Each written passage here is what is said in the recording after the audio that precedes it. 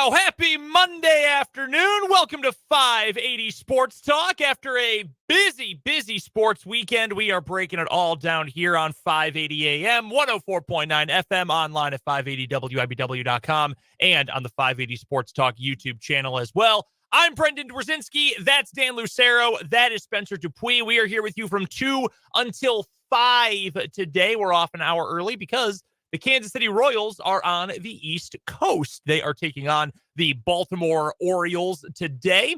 Pre-game will start at 5 o'clock. First pitch at 5:40 local time here on the Royals Radio Network on 580 WIBW. We'll get to the Royals weekend here in just a matter of moments.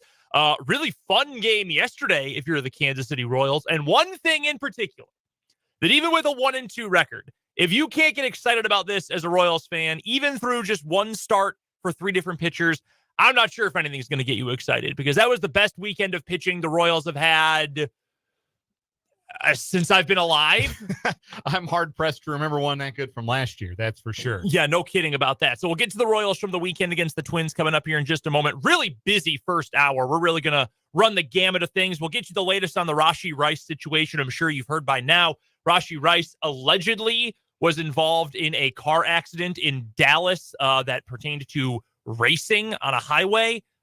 Scary situation, really not a good situation at all for anyone involved, including the Chiefs' just past rookie season wide receiver. So we'll get to the Rashee Rice situation. Also, KU has his first transfer of the offseason for basketball. Riley Kugel, formerly of Florida. He is the newest Kansas Jayhawk. We'll talk about what that means for KU coming up in just a little bit. We'll also get to the second weekend of the NCAA tournament, Sweet 16, Elite 8. They are in the books. The Final Four is set. We will get to all of that. We've got some Royals tickets to give away today. Our friends at DePasquale Moore Injury Attorney is going to help us out with some Royals tickets to give away for when they return to the Cave later this week. That's coming up later in the show today. Matt Verderame will join us like he does on every Monday edition of the show to talk all about the NFL. We've got our headlines, what is wrong with you, and for the first time this offseason, it is time for Mock Draft Monday. Our pal Jesse Newell of the Kansas City Star did a 7-rounder. Jesse is a freak, and I mean that in the nicest way possible.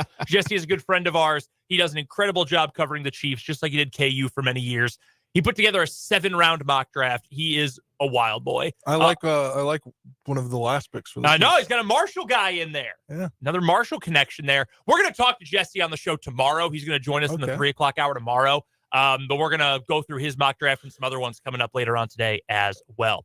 All that and much more. We'd love to hear from you. Top City Metal Supply text line number is 785-272-9429. And you can also find us again on the 580 Sports Talk YouTube channel. The video stream of the show can also be found at 580 Sports Talk on Twitter, on our website, 580WIBW.com, and via the WIBW News Facebook page. Comment section on YouTube already popping off. Our guy JB says, I don't know how much you guys are all following the stadium vote in Jackson County, Missouri tomorrow, but my comment is the more I hear John Sherman talk, the more I hope it doesn't pass. Someone in the Royals org needs to shut him up, but clearly won't because he's the boss. We've got a jam-packed show today, and I mentioned this in the comments. I don't know how much we'll get to the stadium vote today, but it actually is happening in Jackson County, Missouri tomorrow. So we'll talk about it on tomorrow's show. I can tell you this. It is pretty wild to have seen portions of the Royals broadcast basically given over to vote yes propaganda, to have had John Sherman in the booth, to have had George Brett in the booth, to have run the commercials with players from the Chiefs and the Royals imploring fans to vote yes. I don't I get it. I get why that happens. It also doesn't sit good. And we don't live in Jackson County. We're not voting on this, and it matters very little where in the end the Royals play, whether it's at Kauffman Stadium or at the Crossroads or in North Kansas City or in Bonner Springs or in my backyard. We're still going to talk about the Kansas City Royals. We're still going to cover the team. But my backyard, by the way, very unfair dimensions for pitchers. Yeah, would very much be a hitter's park. Did you ever play backyard baseball? Like that might have been a little past when you would have been in the computer games phase of your life. I remember it. I didn't play it a lot, but I do remember it very well. I don't know if it was all the early version. I don't think it was the first version, but some of the later ones had a park called Steel Stadium. I remember that. For Ernie Steele, the character. Dimensions to center field, 200 feet.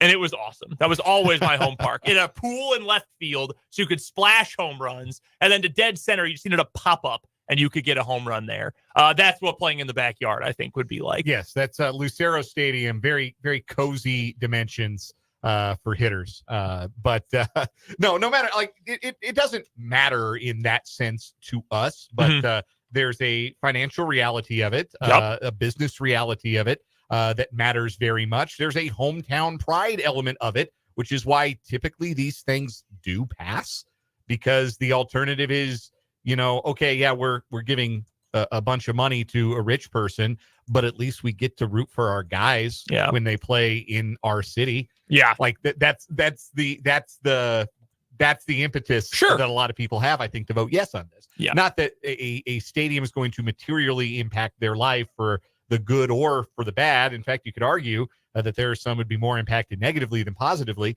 But that the alternative is they don't play in the city that they live in, and that's not a acceptable outcome for some people. So, but there's a lot to it, and we'll talk about it a little bit more tomorrow. It was, though, very striking just how much of the opening weekend of Royals baseball on television was given over to, hey, by the way, better vote yes. Yeah, so we'll get to that a little bit more tomorrow, but this is a big deal. I've been seeing those as targeted ads on Facebook, on YouTube, and on X, Twitter. It was very funny seeing that they had a big announcement the other day that Mayor Quentin Lucas of Kansas City was endorsing them. Like, yeah, we know. He's been talking about this for months. Why is that news? We all were aware of that. But we will get to that again coming up a little bit tomorrow on the show. We do have a bunch to get to today, and I wanted to start with the weekend for the Kansas City Royals. Went 1-2. The offense was pretty dead the first 2 days of the series. Awesome yesterday. You had 8 of 9 starters end up with a hit. Sorry, Freddie, for mean. When's the last time the Royals hit 5 home runs? Do we know? I'm sure. I'm sure that's out there. Like that's crazy. Good to see Witt hit one. Good to see Salvi hit one. Maikel Garcia leads the Royals with 2 home runs through 3 games. If he's going to hit like this, and I said the other day when we were previewing the Royals season that he's one guy who I wasn't concerned with, but I thought there was going to be some pressure on him, because if you're going to play a corner infield spot, you've got to hit. And if you're not hitting for power, then you better be getting on base a ton. And he really didn't show a whole lot of power last year. And I said, hey, you don't need to hit home runs, but I need you on second and third base a decent amount. Well, he's hit 2 home runs at the K in the coldest part of the season.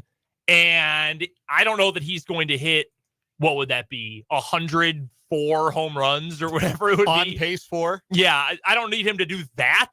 108 home runs it would be. I love that stat where people are like in the first couple of days of the year. Like in 2013, Bryce Harper hit 2 in back-to-back innings against the Marlins, and everybody's like, he's on pace for 364. Yeah, 324 home runs this season. Yeah. But if he's going to hit for, shoot, guys, if he hits like 15 home runs, that changes this Royals lineup entirely. So I don't want to glaze anybody's eyes over with stats, but there is a metric that is kept. It's not very complicated. It's called a barrel.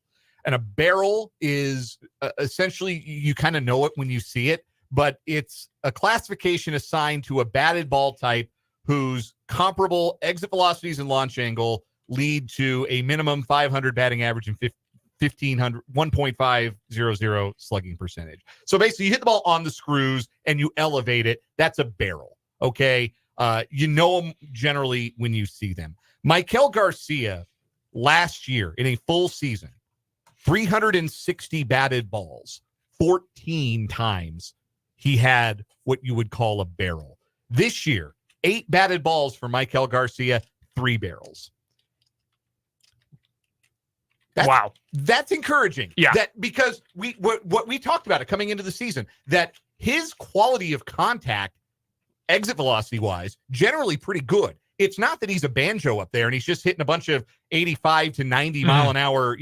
That's like his upper echelon exit velocity actually fairly good. The problem was he didn't hit the ball in the air. Well, if he's hitting the ball in the air and he's still hitting it hard, you know what's going to happen? He's going to hit more barrels. He's going to hit more home runs. Yeah. He's got 3 barrels already this season, joining the likes of hitters like Adolis Garcia and Manny Machado. Dudes who swing a big stick. Shohei Ohtani and Matt Chapman and like all-stars, right? Yeah. Fernando Tatis Jr., all-stars. Dansby Swanson, all-star.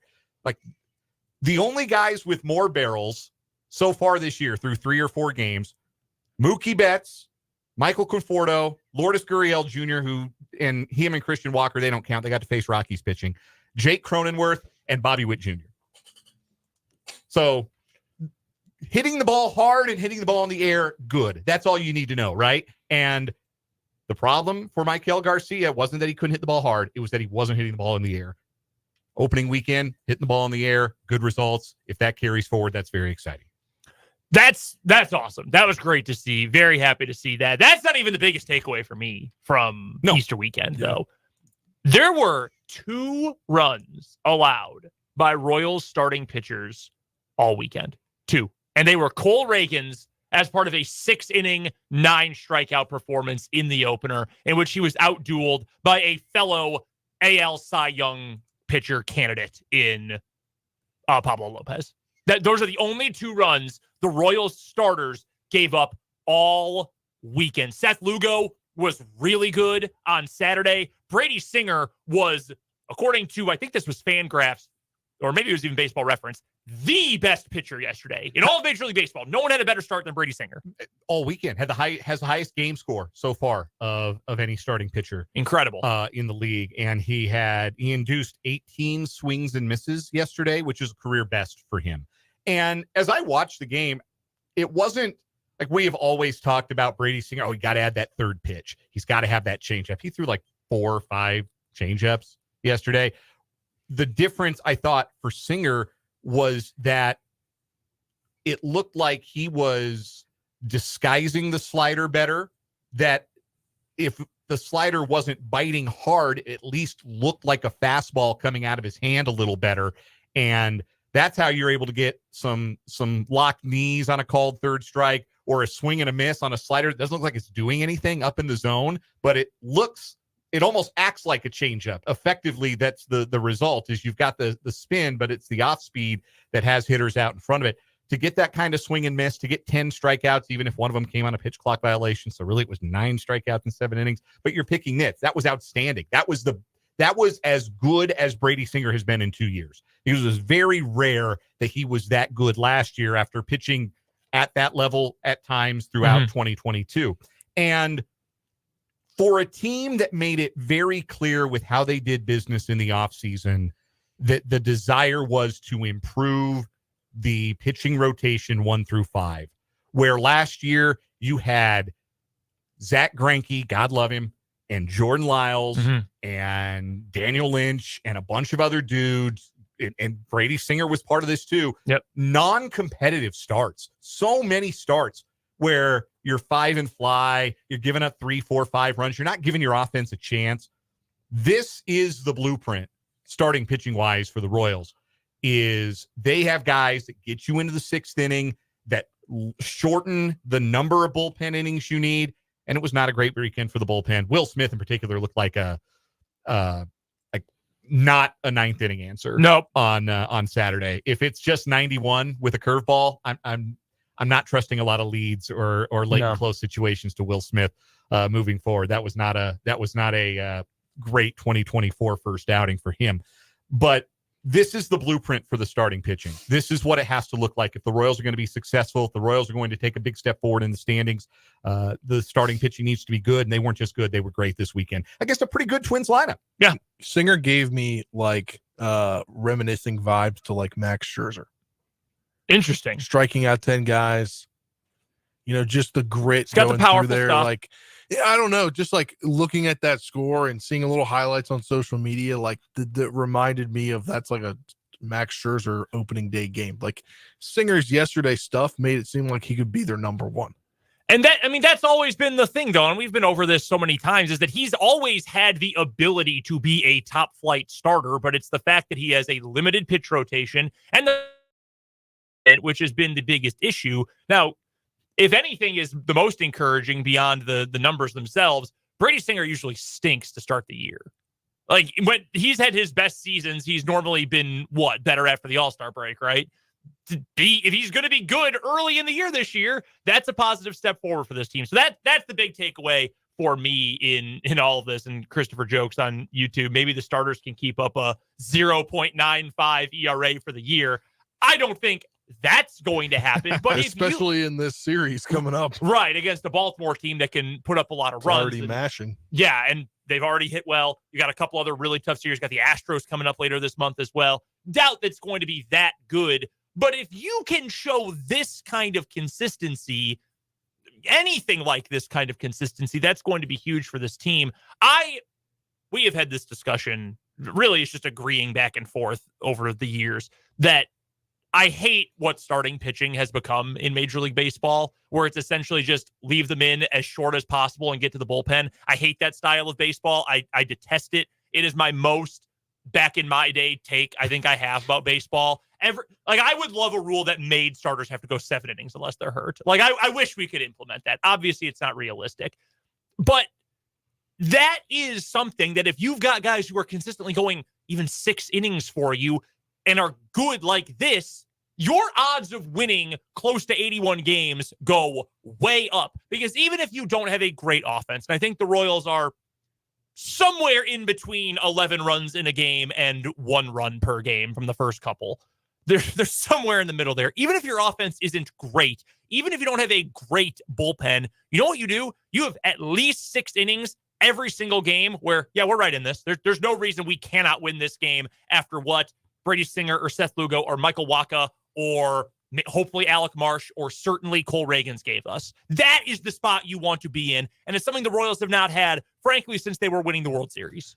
It's not going to be like the Murderer's Row offensively, right? Like, there are some good individual pieces and some guys off to some really good starts, but this is probably not like a top 5 lineup in baseball. It's probably not a top 5 lineup in the American League. If it's in the middle tier of lineups in the American League, that's probably a best case scenario outcome.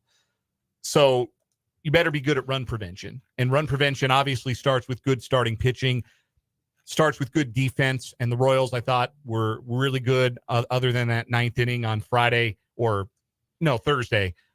thought they were really sharp, largely defensively, turning ground balls into outs at a rate higher than any other team in baseball over this first weekend of games. But the other thing you can do to prevent runs, no free bases, get some swings and misses. The Royals were one of the worst staffs in baseball at getting swings and misses last year. They struck out 30 guys in 27 innings this weekend. 10 strikeouts per 9. I mean, it's a modern team. Yes. They are a modern baseball team. Finally. It feels like, obviously. It's been so long. It's just one weekend, and the Twins are a little strikeout prone as a lineup. But missing bats and not walking so many hitters, those are absolutely positives. Those are the kinds of things, like, is Singer going to strike out 10 in 7 innings every time? Probably not. But be cool if he did. Yeah, it'd be awesome if he could. But I'll take 300 strikeouts this year. Run prevention is defense. Run prevention is, again, missing bats in a way that the Royals weren't capable of last year. And part of it was how many innings to Zach Greinke and Jordan Lyles, who were allergic to missing bats. Yeah. But this staff seems a little bit more equipped to do those things and to give the Royals a chance to be much better in that run prevention department. A couple quick things real fast. Vinny Pasquantino didn't do anything this weekend. I'm not worried. He's coming back from injury. He'll be fine. Yeah, and not worried. If he's the negative in the lineup, I mean, there are lots of other positive. Kyle Isbell homered and doubled. MJ Melendez was stinging the baseball. Yeah. Nelson Velasquez hit a dinger. Like, Adam Frazier, good piece of hit to drive in a run. Like, we haven't even mentioned Bobby Witt Jr. Holy Moses, what a start he's off to. Special man. I mean, Salvi and him yesterday, I think they combined for 5 hits, 6 hits, 5 hits, 6 hits. Yeah. And then had 5 runs and 5 RBIs combined. Yeah, I'll take that. Yeah. I'll happily take that and as I think the Salvi meat was of this DHing order. yesterday. Yeah. Also a plus. And this real quick from JB on YouTube says, I agree. I was frustrated Saturday when Lugo was on fire and they put the pen in early. Maybe I'm too old school. No, man, if that's an 80-year-old man take, that's fine. I will admit to be having 80-year-old man takes there. It's you have phrased it like this before, Dan. Like for so long, for all of baseball history, when you were ready to go to a game, when you would pick, when it's your hometown team, it's like, oh, you know what? I'm going to go to a game this week. I haven't been out to the K yet this year. I would love to go catch a game. You go online more recently, you look in the program from the last time you were there, whatever. You count off 1, 2, 3, 4, 5 days. Off day. 1, 2, 3, 4, 5. 1, 2, 3, 4. Who is going to start? Who do I think is going to start on this day? Who is projected to start? Well, shoot. I don't really want to go see Alec Marsh. That's probably more of a coin flip. I would love to go see Cole Reagans, though. That's how you pick games you go to. They're on the those are the names on the marquee. I mean, hell, in an era where it's the casual fan is becoming a smaller and smaller number, you might say, hey, I've got time this week to watch one game. I'm gonna have 3 free hours one night to watch a game. I want to see who is pitching Tuesday, Wednesday, Thursday to see which game I most want to commit, where I can put the kids down early and my wife's going to be out and I'm just going to, or husband, whatever, and I'm just going to sit and watch a game. Who do I want to see on the mound? I want to see Brady Singer, or I love Seth Lugo for some reason. This is a good pitching matchup. This is Reagans and Pablo Lopez on a weekend, or coming up, could be like Reagans and, well, Dylan Cease is out of the division, but Reagans and Shane Bieber on a Saturday afternoon at the K. Like that's a matchup I want to see. Like that used to, and knowing that they're going to last more than 90 minutes. Yes, because those were the names on the marquee, and you would see them like that. You would see what they could do.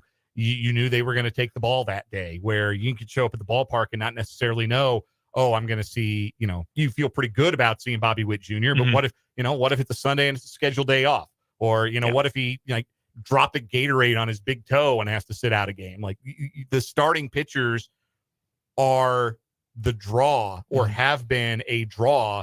And I would like to see their importance and their influence on a game increased to what it used to be, instead of, and I'm not the first person to come up with this analogy, but pitching is essentially a gig economy now. Yeah, it is. It definitely is. It's gig workers. Yeah.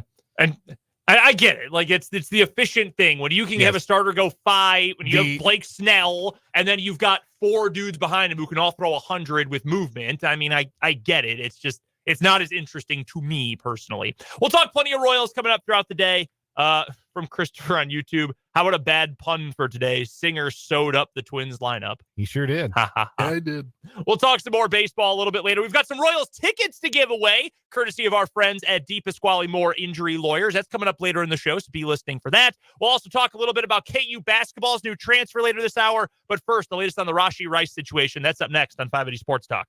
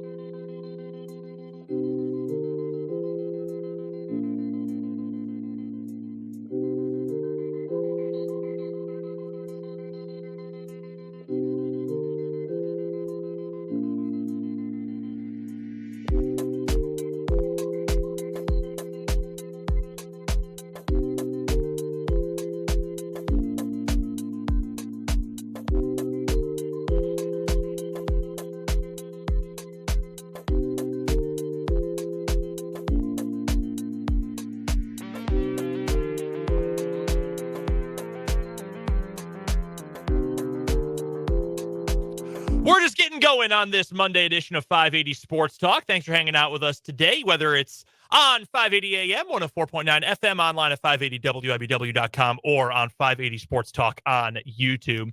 We'll get to Riley Kugel, the newest Kansas Jayhawk, in just a moment, but we've got to get to this news from the weekend.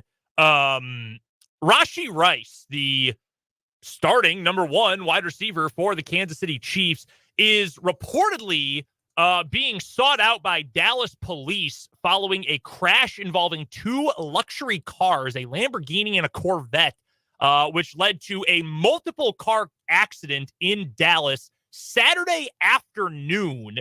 6 cars ended up being involved. Some people involved in the crash did need to be taken to a local hospital. Police have not currently identified anyone who was involved in the crash. However, there is dash cam footage. There are also reports and statements that one car's registered. Yeah, and one of the cars, the Corvette, is registered to Rashee Rice, who was then not found at the incident and is seen. Whoever was in that car was seen leaving the scene of the accident, which, whether you're at fault or not, I don't pocket to say you should never be doing. This is a bad situation. The NFL has not commented on the crash at this point. The Chiefs also have not given a comment at this point. Mark Donovan made a comment in Kansas City on a station on the Missouri side of the border today that said they'll react accordingly after the facts are gathered. Look, I'm not going to assume that Rashee Rice is guilty. I don't think that is fair. I will say this, though. You are not doing yourself any favors by leaving an accident. That's very unsmart. Not whatsoever. I don't know. If you're going to claim your innocence, which I assume he will at some point, I probably would not do that. And this is a bad situation. I'm not really sure where to take it from there. Maybe the explanation is as simple as you're young, you have money, you're back home, you got a fast car, a cool car, and you want to do young guy with money and a fast car kind of things. Maybe it is that simple. But if you are an NFL player who in the near future, within the next couple of years, is going to get a massive amount of money. You have money now. You're going to get a massive amount of money within the next 3 years. And you've got a Super Bowl ring, and you've got popularity. You're already a big deal. Fans love you. You've got all the world at the palm of your hands. Why would you do something that can quite literally lead to you dying? Because if we're being serious here, a 6-car crash as a result of a sports car losing control during a highway race and nobody dying, that's a miracle of sorts. Like the only injuries were minor here. Like there are differences of only a few degrees between what happened here and what happened that has put Henry Ruggs in jail for a very long time. Now, Ruggs the other thing. Yes, Ruggs was under the influence. But he killed somebody. He was driving too fast, and he got in a wreck, and the person that he got in that collision with died as a result. So a horrific death. Yes. So we are not far apart, and this is not me either saying that anybody knows one way or another whether either of the drivers was inebriated, intoxicated, driving under the influence. That's not known. There's a lot that isn't known right now. So jumping to conclusions doesn't do anybody any good. When I was younger, I frequently drove like a moron, and I have the speeding tickets in my past that back that up. I was not always the safest driver in the world. I liked to go fast, and I did not have Corvette money. I don't know if you believe this. They weren't paying me Corvette money to do sports radio in North Platte, Nebraska. Dodge Neon money. Back when I was 23 years old, I wasn't even making that, brother. I still had my old Honda Civic from high school. But I have, when you're young, you have that need for speed. You drive recklessly. This isn't to excuse it. This is to say that this is fairly common behavior among young people, unfortunately. But yeah, you got to be a lot smarter if you're in a position like Rashee Rice, where you want to talk about being the envy of just about every other pass catcher in the league. You're Patrick Mahomes' wide receiver one, dude. That is that is the good life. You're made. You're 1 year in. You've got a ring. You're the guy at wide receiver. Maybe not the guy in the passing game. We all know Travis Kelce's still there, but you're the guy at wide receiver for the reigning Super Bowl champions. Like, you got to make smarter decisions. And if it is determined that Rashee Rice played a significant role in this accident, there should be consequences. I'm not saying kick him off the team. I'm not even necessarily saying he's got to go to jail. I don't know about an NFL suspension, anything like that, but there should be appropriate consequences for his role in this. And thankfully, he's still around to learn from this mistake. And everybody else is too. And that's the biggest thing to take away from this.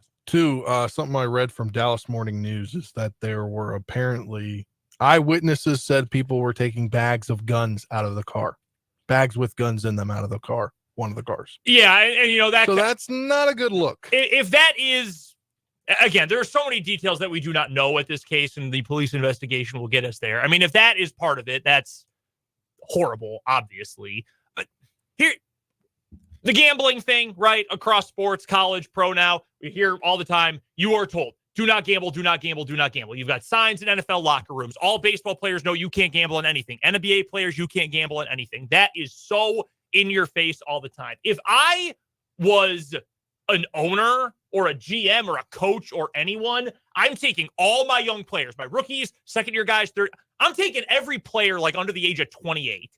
If not everybody. And every single year, I am bringing up every detail of the Henry Ruggs crash. I'm saying what he was doing, what happened to that poor woman and her dog, and how long he's going to be in prison. And I'm going to say, do you know how much money this guy was going to make? Do you know what this guy was going to be able to do with his life? We are never going to know at this point. We are never going to know because of the stupid thing that he did. And I know I'm getting very fired up about this. This is generally not a one-time thing. Like, I am going to assume whoever was racing on this highway in Dallas, it was probably not the first time they had been racing. I don't know if it was Rashee Rice. I don't know who it was. I'm just saying probably not a first-time deal. I just want to know how the hell you think it's a good idea to do it at 6:30 in the evening. Yeah. When they're broad daylight. Broad daylight, bunch of other cars on the road. Like, look, I live not far off of a street in Topeka where every now and again, when it is dark, I will hear the very obvious sounds of a car being pushed to about its limits. Down the street. Like, I know it happens. I know that people got fast cars and they want to show them off and they want to rev their engines. And I understand, like I do. I understand the compulsion. I understand the quote unquote need for speed. I know where that comes from. And again, I've got the speeding tickets to prove that was, an impulse that I had in my younger days. But man, you just like the old adage is about, when you're that age, you think you're untouchable. You think you're bulletproof. You think nothing bad can happen to you because you're on top of the world, because you're a Super Bowl champion, or even if you're not, just you're young. Yeah. You're young. You can't die. You're in your early 20s. Nothing's going to happen to you. So until it does. Yeah, that's the thing. And I just, everybody involved in this. And again, whatever Rashee Rice's involvement was at this point is still purely speculative. Right. I hope that the lesson learned is one that will keep this from happening again. And the lesson should be like, this could have gone very, very differently for you. And this could have ended everything, literally everything. And for other people too. I from Paul on YouTube, I think this is a very measured and useful take here. He says, most of us have done dumb things behind the wheel. Yep, I have too. It's not just Dan. I have too, certainly. Yeah, I will. Even if there were not consequences. I don't judge Rice for that. But if he's involved, I hope he faces the appropriate consequences. If Rice is involved, I hope he cooperates and is honest from the start so things do not snowball. I think the big thing here is that, one, they can't find him. He hasn't turned himself into police. And he's, as according to Josina Anderson of CBS Sports, he's retained counsel. So that's where it's kind of weird, is that he didn't step in front of this and try to. Well, that's why you hire counsel. You hire a lawyer to figure out, okay, how do I handle this? Like, that's not, I don't think that is he's hired a lawyer, so he's guilty. sort of thing. He's hired a lawyer because the police are looking for him, and he wants to know how he's got to approach this. Yeah, Seth Kaiser, a friend of the program, wrote about this. His newsletter, Chief of the North, is typically subscriber only.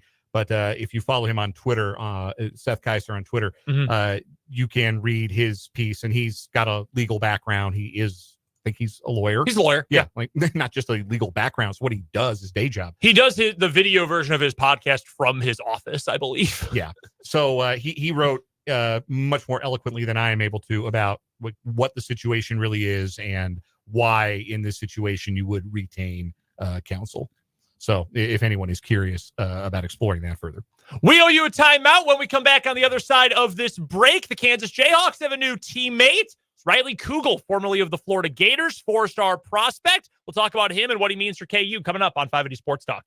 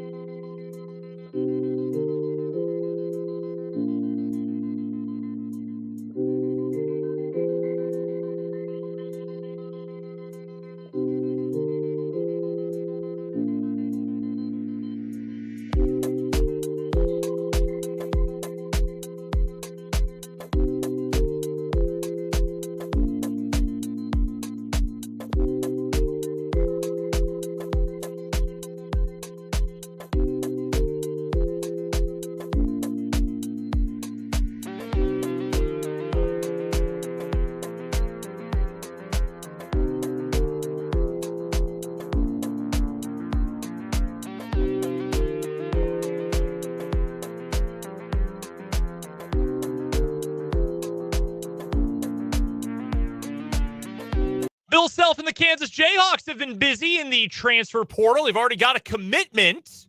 Riley Kugel, formerly of the Florida Gators, not to be confused with his brother Lynan Kugel. Boo. Yeah, no, I deserve it. Bad. Boo. Yeah, that's fair. Lame. That's fine. Jar. Spent 2 years at the University of Florida, averaged 9.5 points a game over those 2 years. 4-star prospect out of high school. According to 24/7, they had him as a 4-star recruit or transfer as well, which they don't give out a lot of those. Hunter Dickinson, I believe, is still the only 5-star transfer I've ever seen in their ratings.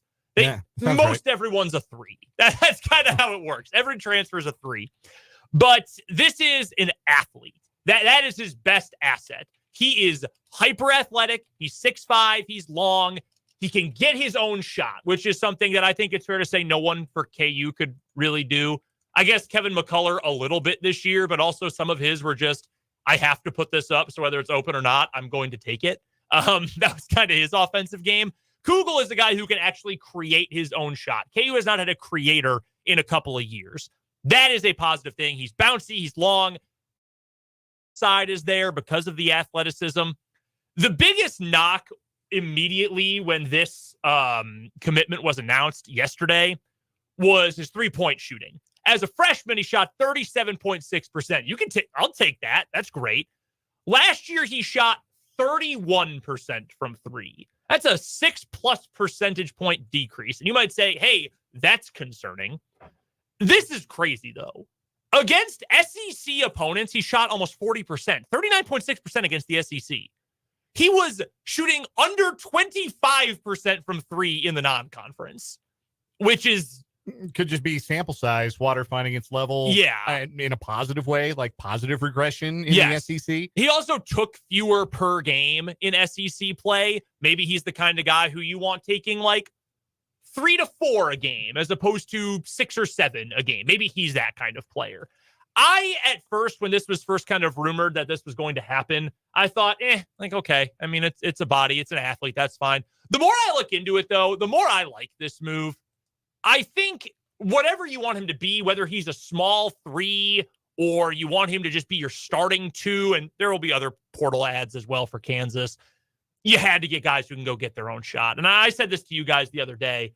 I truly think the most important thing that Bill Self and KU need to be looking for, and I'm not making those decisions. I know Bill Self is. He's a Hall of Famer for a reason. You've got to get buckets. You've got to get dudes who can get to the hole, who can create their own shot, and who can make those shots when they are open. Bill Self will figure out the defense. And if you're getting dudes who are this athletic, I think the defense is going to be okay. Again, they were running Johnny Furphy, Nick Timberlake, and Hunter Dickinson out there as 3 starters for a large part of the year, and you still had a top 20 KenPom defense this season. That's going to be fine. You've got to get dudes who can get shots.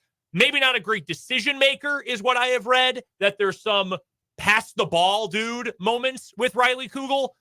But if you're going to get someone who at least a handful of times a year is going to go off for 20 and just be out athleting everybody, that is something KU did not have all year and could desperately use. Yeah, they need a little bounce. They need some length. They needed those athletic traits that were kind of lacking. I mean, you don't have the kind of year that Kansas had and not have some deficiencies that you need to address. And you may not address all of them in the same body. It may not be one guy is the peg that fits every hole, but you definitely get more athletic with this addition, and that's going to help them. That should help them on the defensive end, and it's absolutely going to help them on the offensive end. They have to be able to be in a position where we got to go get a bucket, have to go get a hoop. Yeah, that's what you need, man. I mean, that's what we've talked about it all tournament up to this point. We'll break down the tournament a little bit more coming up at the top of the 3 o'clock hour. You need offense. Like that's what you need. You're not winning a title without having dudes who can go and score, guys who can just go to the hole and you trust.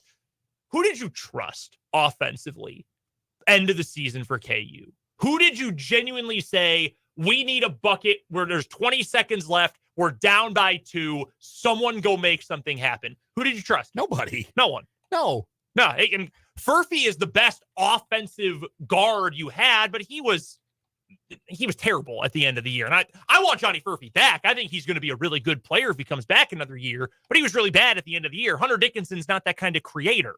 You need these guys. That is what wins in college basketball. You have to have them. And I would say go get another guard. That would be my next big thing. I know, and we'll talk to Michael Swain about this coming up tomorrow for Jayhawk Weekly. I know KU also wants another big man out of the portal. They've been in touch with a few, according to multiple reports. I think the next thing you need is another guard. And I think I mentioned this last week, too, when we talked about this. I had someone tweet at me and say, I would rather have a dozen guys who shoot 35 to 37%, but are going to chuck it and who are going to be able to get hot and go get theirs than one guy who spots up and shoots over 40. And I agree. I think this roster as composed, especially if Hunter Dickinson comes back, and again, I hope he does, you need more guys who are going to make that kind of impact offensively. So that's what I'm hoping for. And I think there's a decent number of guys out there who can do that. Dante Maddox, who was at Toledo. He's got a bunch of high major interest out of the transfer portal. You've got Zeke Mayo, the Lawrence kid, who I think is going to be a really good player at the high major level. I know KU's in his top 4. And man, yeah. I don't know if he is the perfect fit or what, but a guy who can handle the ball a little bit, a guy who can shoot the ball a little bit, who is creative off the bounce, all things that KU has been missing and all things I would love to get. And if you are in the camp, and I know there are some people who do feel this way, that would we being KU, be interested in this guy if he wasn't from Lawrence? Like, would we be going after him and this interested in him this much?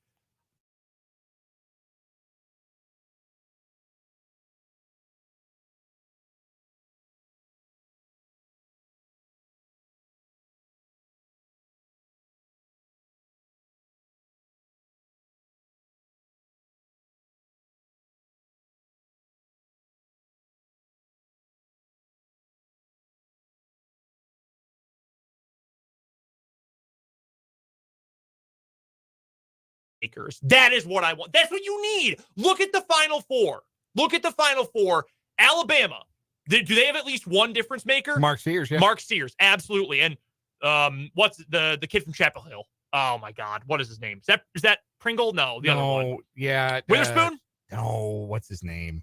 You know who I'm talking Ferguson? about. Whatever his name is. We'll get it next segment when we have a moment to look it up. There's a broader point here that I'll make a little bit later. There's at least a difference maker and a half on that Alabama team. North Carolina State. We can make all the jokes about DJ Burns being stocky and chunky and being just kind of funny to watch. DJ Burns is a dude. No one in the college basketball game has a drop step like he does. There's a reason Nikola Jokic is like, oh, he's phenomenal. I love watching him. Like, Nikola Jokic probably never watches college basketball. He's like, what is this fake sport? Famously enthusiastic about watching basketball, Nikola Jokic. And he was like, oh, I love it. Late to his post-game press conference yesterday to watch DJ Burns give Duke buckets. Legitimate difference maker. Purdue, I would argue Purdue's got two of them. Zach Edey, obviously. I think Braden Smith's a difference maker. And UConn has 5. Their entire starting lineup is guys like that. Cam Spencer, Tristan Newton, Donovan Clingan, all those dudes. All difference makers. That is, hell, look at the Elite 8. Illinois had difference makers. They weren't good this weekend, but they had difference makers. Tennessee had a couple guys. Dalton Connect.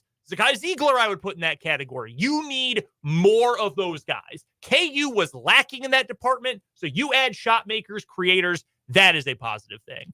Can I touch on some real quick breaking news? Yeah, let's do it. Real quick from the college basketball world, this impacts Washburn basketball and the rest of the MIAA. Ben McCollum leaving Northwest Missouri State. He got a 5-year contract at Drake, the Bulldogs. So he is moving on from Bearcats to Bulldogs. Congratulations to, first of all, Drake for hiring an outstanding basketball coach. And congratulations. They're not going to miss a beat. Congratulations to Ben McCollum, who has done, you can't do anything more at the Division II level. Won 4 national championships, utterly dominated the MIAA for years. So congratulations to Ben McCollum for finally finding the job that was the right one to entice him to make that Division I jump. This has been overdue for him. And congratulations to all the other coaches in the MIAA who don't have to coach against him anymore. Yeah. I was there for his for Washburn's final game against him. I'm glad I don't have to watch his teams anymore. No, I mean, he's a hell of a coach. He really is. That's a great get for Drake. They are not going to miss a beat. I've been perusing the Drake message boards because this has been rumored for a few weeks now, just to see what they were saying. A lot of like, well, he wins a lot, but can you transfer that from Division II to Division I? Dog, watch the MIAA. That's what I'm going to tell you. Watch MIAA basketball. That is better than multiple Division I conferences. I guarantee you of that. Coming up in the 3 o'clock hour, we'll break down the NCAA tournament. We'll talk to Matt Verderame and recap the weekend with the good, the bad, and the ugly on 580 Sports Talk.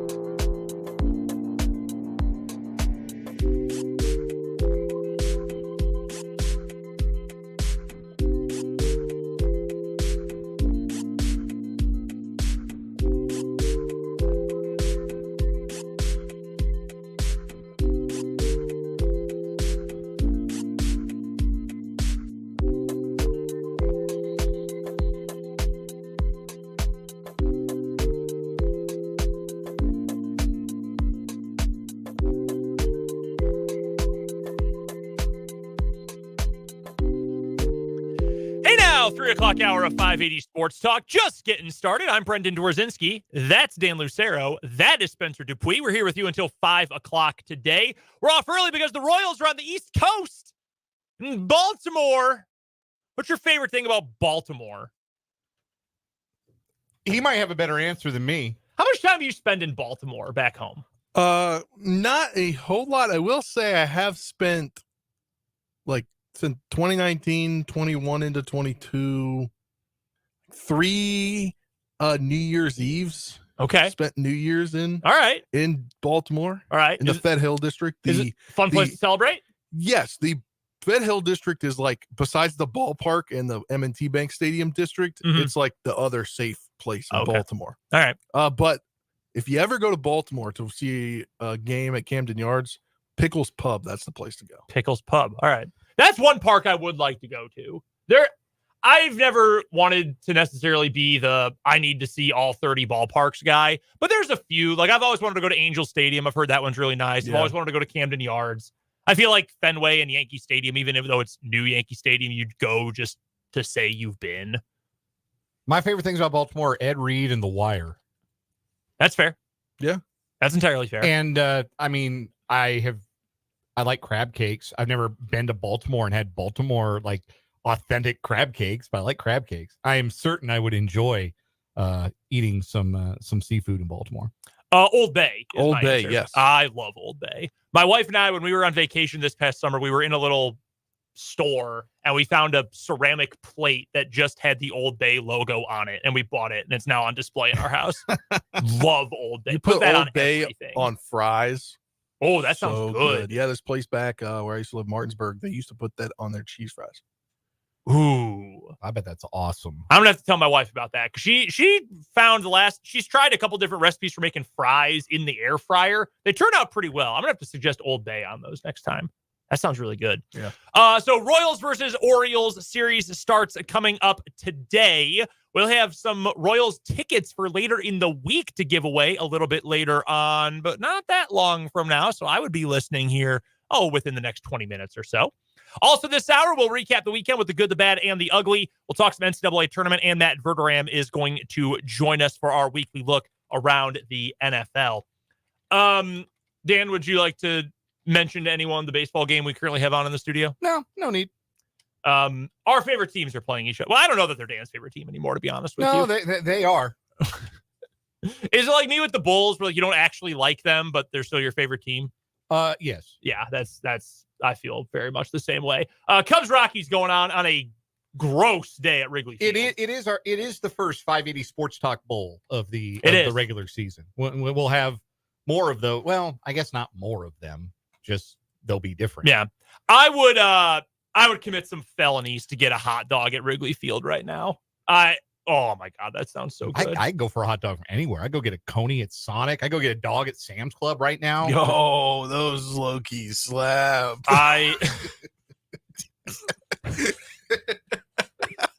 From the man who brought you the Mr. Beast burger. Dude, they are good. I wasn't prepared to hear that coming out of that microphone. I was in no way prepared for that. I've snuck over there for lunch a couple times here. Yeah. That sounds good. I love a good Dan hot dog. caught me last week, and he goes, that's a good idea. It is a good idea for lunch. Yeah. My wife and I have a Sam's Club membership. You shoot down there and get a... Damn. I really want one now. How much time we got at the top of the hour? Go run over to Probably Sam's not Club. enough, unfortunately. Yeah, We're maybe gonna have to try it.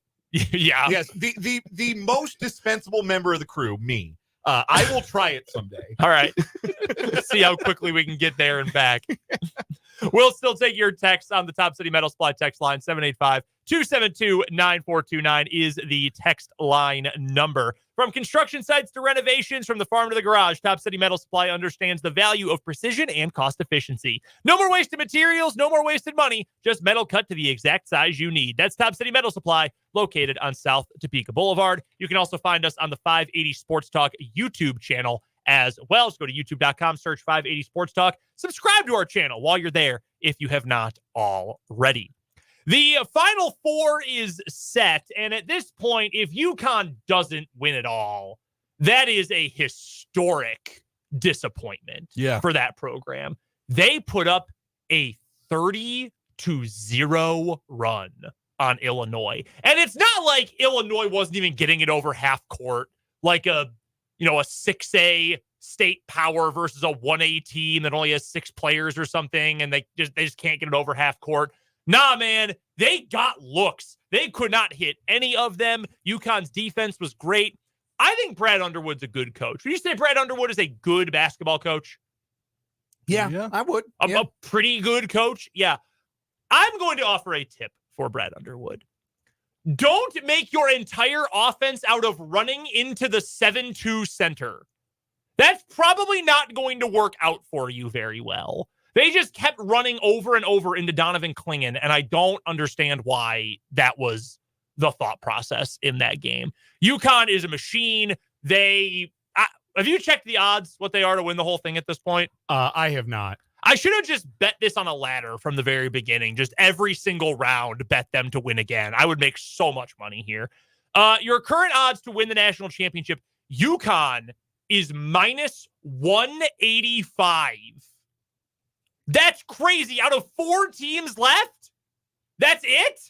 Minus 185? Yeah, I don't know. That's crazy. So here's the thought. That's a 65% chance to win out of a 4-team field. Here's my thought. Look at the 3 teams that are not UConn who are left. Other than the 2-time reigning national player of the year, is there anybody on those 3 teams that would start for UConn?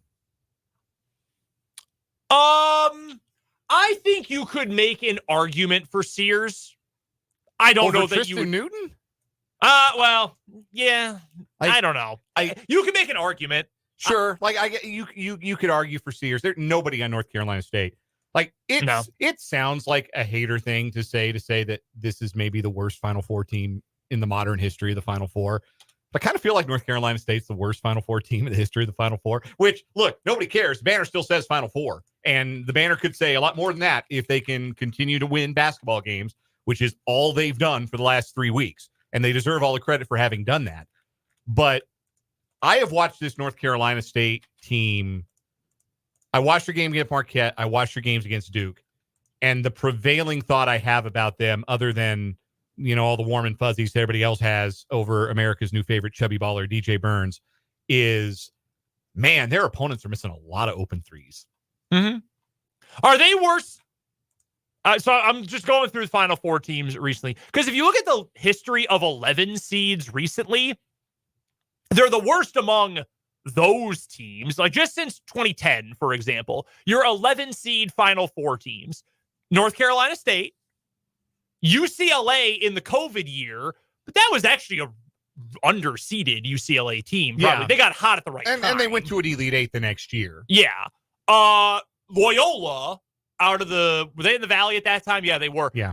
That was a really good Loyola team. Yes, it was. Really good Loyola team as an 11 seed. And then before that, it was VCU in 2011, which, I mean, they did something unique that made them a challenging team. And they beat the best team in the tournament to get to the Final Four. They beat that Kansas team where North Carolina State is beaten. Who they beat in the first round? They beat, oh my God. Who was their 6? Oh my God. Texas Tech? Was it Texas Tech? Yeah, they beat Texas Tech. Yeah. So they beat Texas Tech, and then they beat who you all year were like, are they actually good? Yeah. Then they beat a 14, and they beat perennial underachiever Shaka Smart. And Kevin Keats outcoached John Shire. John Shire officially, he can go sit with Tommy Lloyd, as far as I'm concerned, about coaches I don't want any part of in picking teams to advance in March. No, absolutely not. John Shire did not coach a good basketball game yesterday. I thought Duke got outcoached. I don't understand why they thought that slowing the tempo was the way to go against that team with all the athletes you have, the athletic advantage you have against North Carolina State, and you want to play slow. You got a 6-point lead, and every rebound you're slowing the tempo like there's 2 minutes left in the game. It made no sense to me. They never adjusted their defense after DJ Burns just kicked their butts repeatedly over and over again. They never changed up their defense. That was galling from Duke. You can't lose that game if you're John Shire and Duke. That is the kind of tournament loss that sticks with a coach, and sticks with the program and kind of changes their March perception. That was getting punched in the mouth and not getting off the mat. That no matter what they tried, I mean, and they didn't really try a whole lot. That was domination from North Carolina State, and I give them tons of credit. The one team from recent memory I will offer you that is worse than this North Carolina State team, 2016 Syracuse. Can you name a player from the 2015-2016 Syracuse roster? Routens?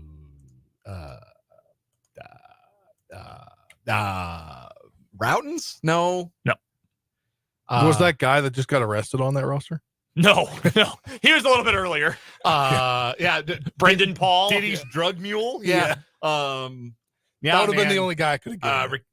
Not Raheem Christmas. No. Remember Trevor Cooney? Yeah, he was on that team. There was a white kid I was trying to come up with, and I could not do it. Tyler Lydon, Malachi Richardson. Nugget great, Tyler Lydon. I would argue that team is worse than this NC State team. Maybe so. DJ Burns is legitimately good. Burns and Horn are good players. Yes, Burns is an outstanding college player, and he is going to be an awesome starting left guard for the Seattle Seahawks in 3 years. But that's the word around here is that the NFL is interested. Yeah. Peter Schrager said, I've had people texting me all day saying he could probably make a little money doing showcases for teams. There are teams that would be interested in him. He got great feet. Great feet. The footwork, the athleticism, it's real. But Mark Vital ended up on the Chiefs practice squad. Yeah. George Fant, long NFL career. Yes. And of course, Tony G, Julius Peppers. Yeah, Jimmy Graham. There are better examples, but giving you guys who more modern, I guess. Not pass catchers. Mo Alley Cox is another one. Pass catcher, but another example of a guy who didn't play college football. Yeah. There's a guy that was on the Packers for a little bit, Michael Clark. Yeah, Michael Clark. Man, Yeah. I forgot about Michael Clark. I had a buddy who was so enamored with him. Just loved Michael Clark to death. So yeah, the only reason he played football is because of one Chase Litton. Yeah. Another former Chief. So the broader point is that UConn's 1 through 5 is just so much better than anyone else's 1 through 5 by miles. And that's why they're going to be, pretty dramatic favorites to go to Phoenix and win the whole thing. And I don't know who's going to stand in their way. The other thing I want to talk about, and again, I'm fully aware I'm going to sound like a hater, and I'm okay sounding like a hater in this case. Man, I don't like watching Zach Edey play, and I don't think he's a good basketball player. I just think he's tall. Throwing that out there to do not tell the nerds that, because they will come for you. So I'm not talking to the nerds here. I'm going to talk to the college basketball people. There is a phenomenon that occurs on social media. We call these people the please like my sport fans, where they are incredibly defensive hockey fans of their sport. Hockey's really big on this. When they talk about the toughness of their players or whatever it is. NBA players would never do this. Please like my sport. There's please like my sport fans in every sport. The please like my sport college basketball fan, and especially media members, Seth Davis, Rob Douster, guys like that, people whose intellect and opinions I generally respect. But they have tried to sell us all year long on, man, Zach Edey's great. Zach Edey's a great two-time player of the year. Zach Edey's just tall, man. That's his superpower. He's taller and bigger than anybody else. I don't think he's particularly athletic, graceful. I don't think he's got particularly great touch. I just think he is very, very tall and gets a very, very friendly whistle. He shot twice as many free throws as Tennessee did in yesterday's game. And Dana O'Neill wrote a very well-sourced and very well thought-out article for The Athletic earlier this year about the challenge of officiating Zach Edey.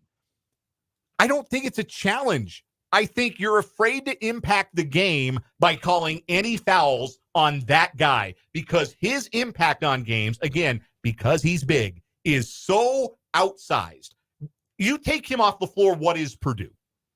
If he is off the floor for foul trouble for any extended period of time, if he had to play less than 35 minutes in a game due to foul trouble, what is Purdue? Are they here? Are they in Phoenix with the guards they have, with the iffy shooting they've got, with the come and go playmaking that they've got? I don't think they are. Probably not. So you're afraid, if you're an official, to impact the game in such a fashion and call any fouls on this kid. He played all but 33 seconds against Tennessee, one of the most physical teams in the country. So this is not me saying that, Tennessee was getting an unfair whistle against Zach Edey. Look, those Tennessee bigs, they were always going to get in foul trouble against Edey. That was inevitable, the way they play, and again, how much smaller they are than Zach Edey. But you're telling me Zach Edey plays 39 minutes and 27 seconds of a basketball game, commits one foul? Come on.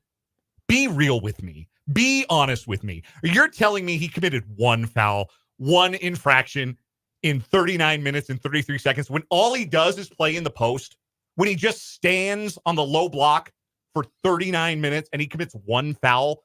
Be real with me. Be honest with me. He gets the friendliest whistle in the country, and he's the tallest and the biggest kid in the country. And he's taller and bigger than anybody else tries to guard him, except when he goes up against Klingon, who can at least match him a little bit because he's 7'2" when they match up, because that is going to be the championship game. No, I'm not seeing it. I'm not seeing it with Zach Edey. There is no NBA future there for me. The feet aren't quick enough. The touch isn't good enough.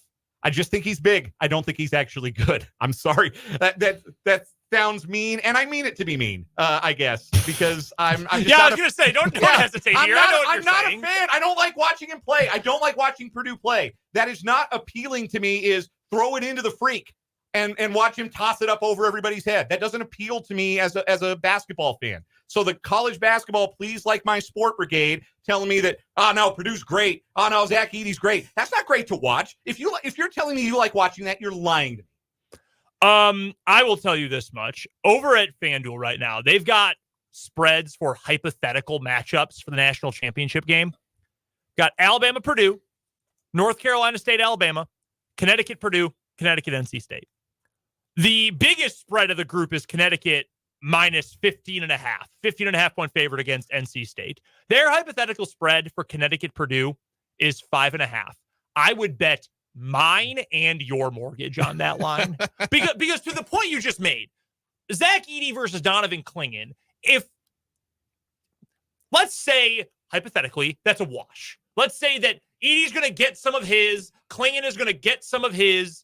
Maybe they both get in foul trouble. Maybe they don't. Let's say that's a wash-ish. Maybe Edey has a slight advantage there. I'll ask you the question you asked about the other teams relative to UConn's starting lineup. Who for Purdue is better than who for UConn? Like, Braden Smith is a legitimately good player. Who else for Purdue gives you any? Who do you think about? If you're game planning for them, who do you even point to on the game plan and say, take this guy away? Nobody. No one. No one. I think Connecticut would kill Purdue. I think they would. They don't have. We're just talking about this with Kansas. You need difference makers. Relative to UConn, Purdue doesn't have those guys. No one close. They got Edey, and then if they shoot 40% from three as a team, they're well nigh unbeatable. But that doesn't happen all that often because they don't have great shooters. They don't have is Braden Smith a great playmaker, or is he just tossing the ball up to the 7'4" kid? Does make it easy. Yes. I think I could average 8 assists a game playing point guard for Purdue right now. I don't even like to pass. Yeah. Although it's hard to get assists because he gets to the free throw line all the time. Takes away assists. I think I read he shot more free throws this year or made more free throws than the player who took the second most in the country took. All right. Well, that can be verified here. All right. I gotta look that up. That's not pleasant to watch. And yes, I'm not saying that, Zach Edey doesn't actually get fouled. Of course he gets fouled. The post is physical. You have to be physical with him because he's 7'4" and 300 pounds. It is hard to legally guard Zach Edey. And I know that is the response that you get in return talking about Edey is, well, if they called every touch on him, he'd shoot 50 free throws in a game. That would be unwatchable too. Not quite. PJ Haggerty of Tulsa shot 309 free throws this year, and Jaden Ledee from San Diego State shot 308. Zach Edey made 301. He shot 424 free throws. That's unbelievable. I'm impressed he made almost 3/4 of them. Yeah, he got a little free throw. You better be good at free throws if you're gonna go to the line that often. And if you can do pop a shot, yeah, exactly. 7'4". You should be, if you've got any kind of coordination, you should shoot 75%. 70% from the free throw line. Look, by all accounts, he's a good kid. I don't mean to slander him personally. I'm sure he's a great kid. I'm sure he's a great teammate. He made big play after big play against Tennessee. That was a very well-played game to the point we haven't even slandered Rick Barnes today. You know how hard it is to not slander Rick Barnes for losing another Elite Eight game? That one wasn't on him. That was just a really well-played game between two really good teams. Yeah. And Purdue came out on top because of Edey. He had 40 and 16. He had the block on Connect that sealed it at the end. He played a great game. But I think that his carrying skill is not like this special blend of footwork and touch and what have you. No, his skill is being 7'4" and 300 pounds. That's what he's good at being, is tall and big. And I don't find that to be, even as we have seen college basketball become the land of the giants. That's the other broader point we can make about this Final Four. You look at these teams, all of them to a certain extent play through their centers. And even the team, Alabama, who doesn't have a star center, they do a lot of running offense through their centers. Klingon obviously is hugely impactful for UConn. They're like plus 300 or something with him on the floor this year. It's insane. DJ Burns has carried North Carolina State here, and then Edey as well. So college basketball is the land of the giants, but where big men can dominate games in ways that you don't see at the higher levels of basketball anymore. But I don't find watching Zach Edey play to be terribly compelling. And I think officials are afraid to officiate him, particularly on the defensive end, the way they ought to, because if they did, he would be in some foul trouble here and there, and he never is. And we had people clipping highlights of him saying, well, he's a really smart defender. This is why he stays out of foul trouble. And it's him just letting Dalton Connect lay the ball in late in the game. It's like, that's not being a smart player. That's being indifferent. That's being not quick enough to close out like that. Don't sell me on, oh, he's smart and knows when not to foul. No, don't sell me on that. I mean, he's not a good enough defender if he's only picking up one foul in 39 minutes, or you're not officiating the games correctly. I do feel bad for DJ Burns. I think he already has 2 fouls in Saturday's national semifinal. Probably does. Yeah. Probably does. By the way, you're not alone in your feelings about Purdue. Bill on YouTube says, I love the Purdue rant. Thank you, Bill. Appreciate that. There you go. That's been on my heart for 24 hours. I need to get it off my chest. Coming up next, we'll recap the weekend with the good, the bad, and the ugly, and then Matt Verderame will join us to talk all things NFL. Coming up here on 580 Sports Talk.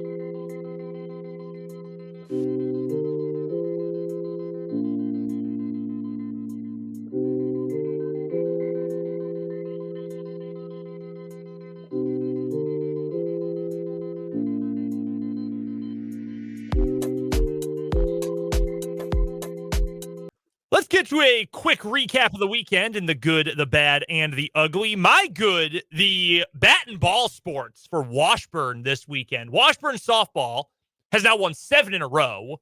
How about a no-hitter in game 1 of their doubleheader Saturday? You were there for that one. Yeah, I got to do the PA for it. It was fun. Sadie Walker, awesome. JC Ginter only allowed 3 hits in the nightcap. Well, nightcap.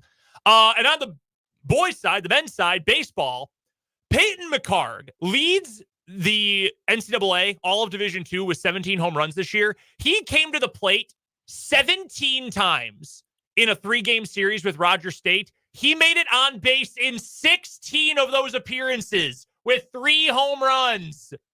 Unbelievable. I've never seen that at any level ever. That's even like the way too overpowered kid in Little League I never saw do that. That's unbelievable. So Bonzian. Washburn baseball, they won their series. The Washburn women have won 7 in a row. They're nationally ranked in softball. So really good weekend for Ichabod sports. My good is that I got a 1 on my rarity score on the baseball immaculate grid yesterday. Nice. Very proud of myself. Very nice. Are you going to retire now? No, I got a 15 on today's, but no, typically I find myself in the 20s and 30s, but I got a 1 on Sunday's That's impressive. immaculate grid. And I was very, very proud of myself. You're good, Spencer? I've got a couple good things. I've got 1 personal good thing and then 2 sports related things. So first good thing in the personal life, my girlfriend came to town. We've had a good couple of days. It's fun. Couple restaurants now, or at least 1 restaurant we found that we really like. Yeah, that's good. That's good to know. It's good to know. Maybe more coming this week. If the season ended today in the NHL, the Capitals would be in 3rd place in the division and not in the wild card spot. So that's good. And unfortunately, an injury caused one of the Nationals to have to bring up one of their top prospects. Mm-hmm. Well, he had a home run yesterday. There you go. So the next wave is starting. Vibes are high. Yeah, Trey Lipscomb. Not even like James Wood or anybody, Dylan Cruz. It's a 3rd baseman that kind of everybody expected him to be good, but second day in the bigs, he hits his first home run. My bad, Portland, site of one of the regionals for the NCAA women's basketball tournament. Man, how do you have the wrong measurement for the 3-point line on 2 different sides of the court? If you saw this, they played on it. NC State and Texas played on it. There will be another game there tonight. They've adjusted the lines since you could see it on TV. Like it wasn't even close to the same distances. It's amazing nobody realized it until then. We've got to start treating the women's tournament and women's basketball like it's worth our time and energy if you're the NCAA itself. Come on. Yeah, like, that was my this ugly. is just disgraceful. Come on. Yeah, to have that happen at a time when you have the most viewers, you have the most interest ever in this tournament, and to have some amateur hour nonsense like this happen is really, really bad look on the NCAA's part. Yeah. Bad for you? It was almost a bad. I kind of overslept my 3 alarms Saturday morning to go pick up my girlfriend from the airport. Yeah, that wouldn't have ended well. That might have gone to ugly if you had slept through that. Well, no, I woke up at 8:18, freaked out, wasn't going to take the toll road. Took the toll road, got there at like 9:35. Her flight got in at like 9:20. But there was a delay in the baggage. There you go. So lucked out. I was actually ready there before she was ready to go. So I had to do another loop around. There you go. And on the second loop, I got her. So a potential bad turned into not a bad. My ugly, and it was only ugly for one team. My beloved St. Louis Battlehawks lost their season opener on Saturday because the kid who had not kicked a field goal since 2017 when he was in high school drilled a 64-yard field goal. Are you kidding me? Awful. That was unpleasant. Any other uglies around the table today? No. Yeah, I got one. It's 2-0 already. The Pirates are on top of the Nationals, and Mackenzie Gore supposed to be one of the bright young pitchers. Another guy already got 2 runs here in the second inning, given up, and then Josiah Gray had a bad opening day for them. Also, the Pirates are 4-0. Yeah, they've gotten hot to start this season. With that, before we get to a commercial break, let's take our first visit this year, guys, to the De Pasquale Moore Injury Attorneys ticket window. Our friends at De Pasquale Moore are going to help us give away Royals tickets all year long. So, in honor of Thursday, these are a family 4-pack of tickets, 4 seats for you, your friends, family, whoever, for Thursday's game, Thursday evening against the Chicago White Sox at Kauffman Stadium. It's the 4th Royals home game. They're looking for their second win, so we just need caller 2 to 785-272-9429. We've got a family 4-pack of Royals tickets for Thursday for you. Our Royals ticket giveaways are sponsored by D. Pasquale Moore Injury Attorneys. Visit their Topeka office at 534 South Kansas Avenue. That's coming up. We'll get those tickets away. Matt Verderame will join us next here on 580 Sports Talk.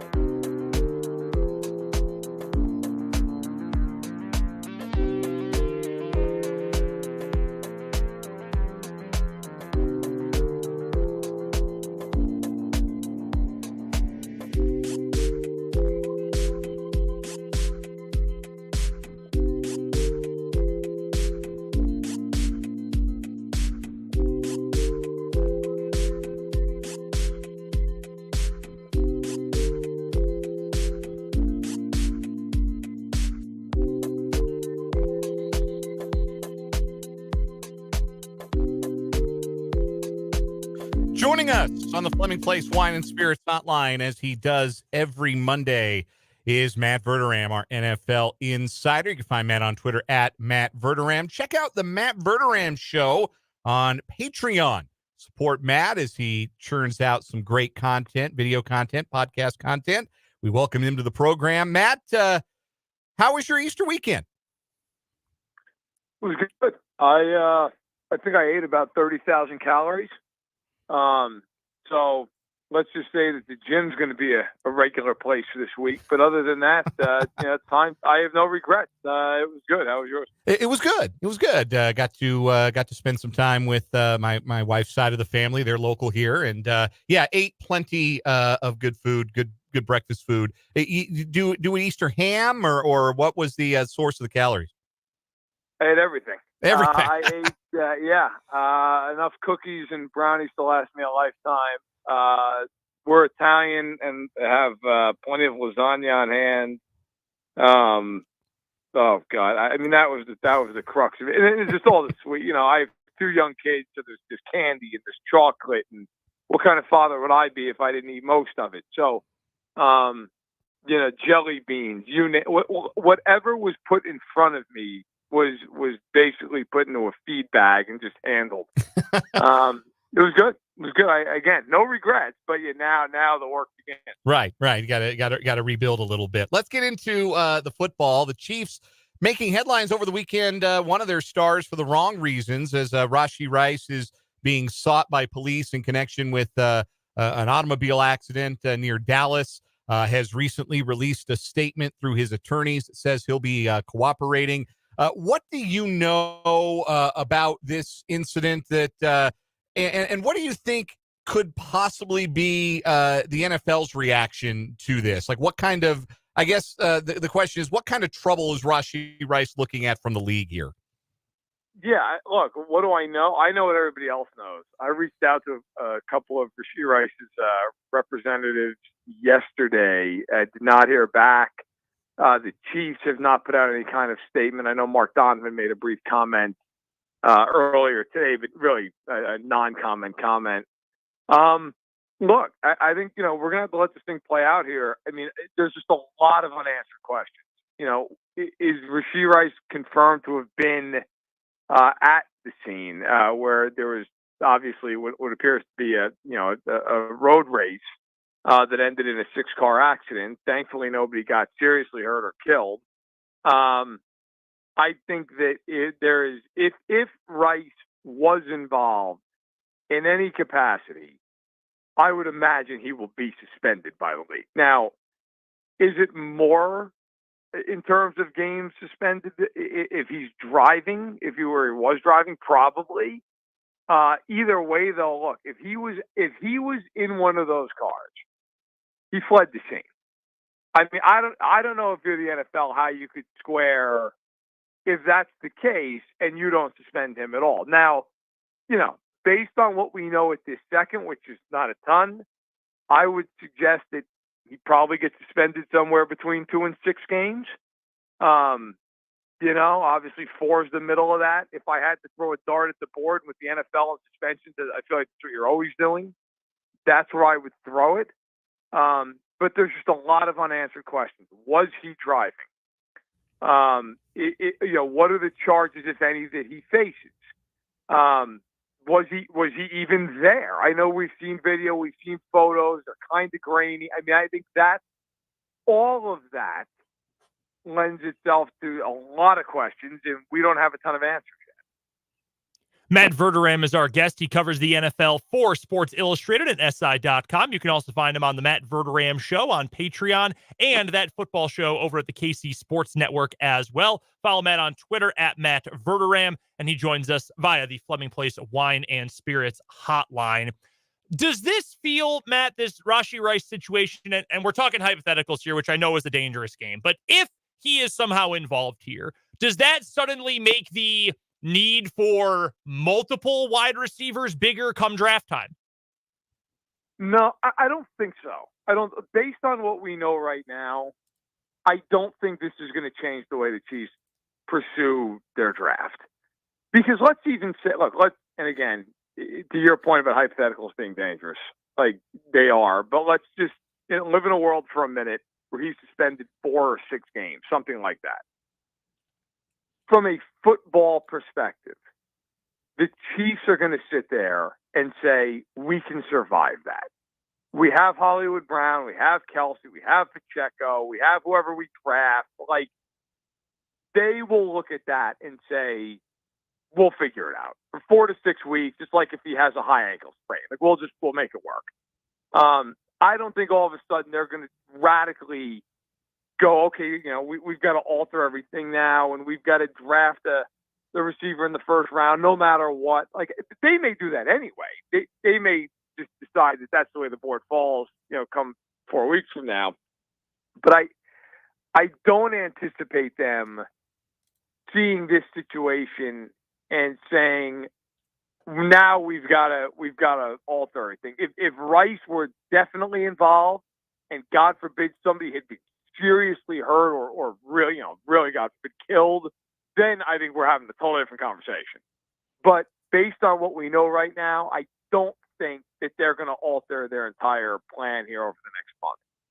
As for the draft itself, regardless of the Rashee Rice situation, I love asking this question, Matt. I know you've heard it from us before. Right now, as we are, 27 days or so, 25 days away from the start of the NFL draft, if you had to guess or put money down right now on the position the Chiefs will take at 132, what position do you think it would be?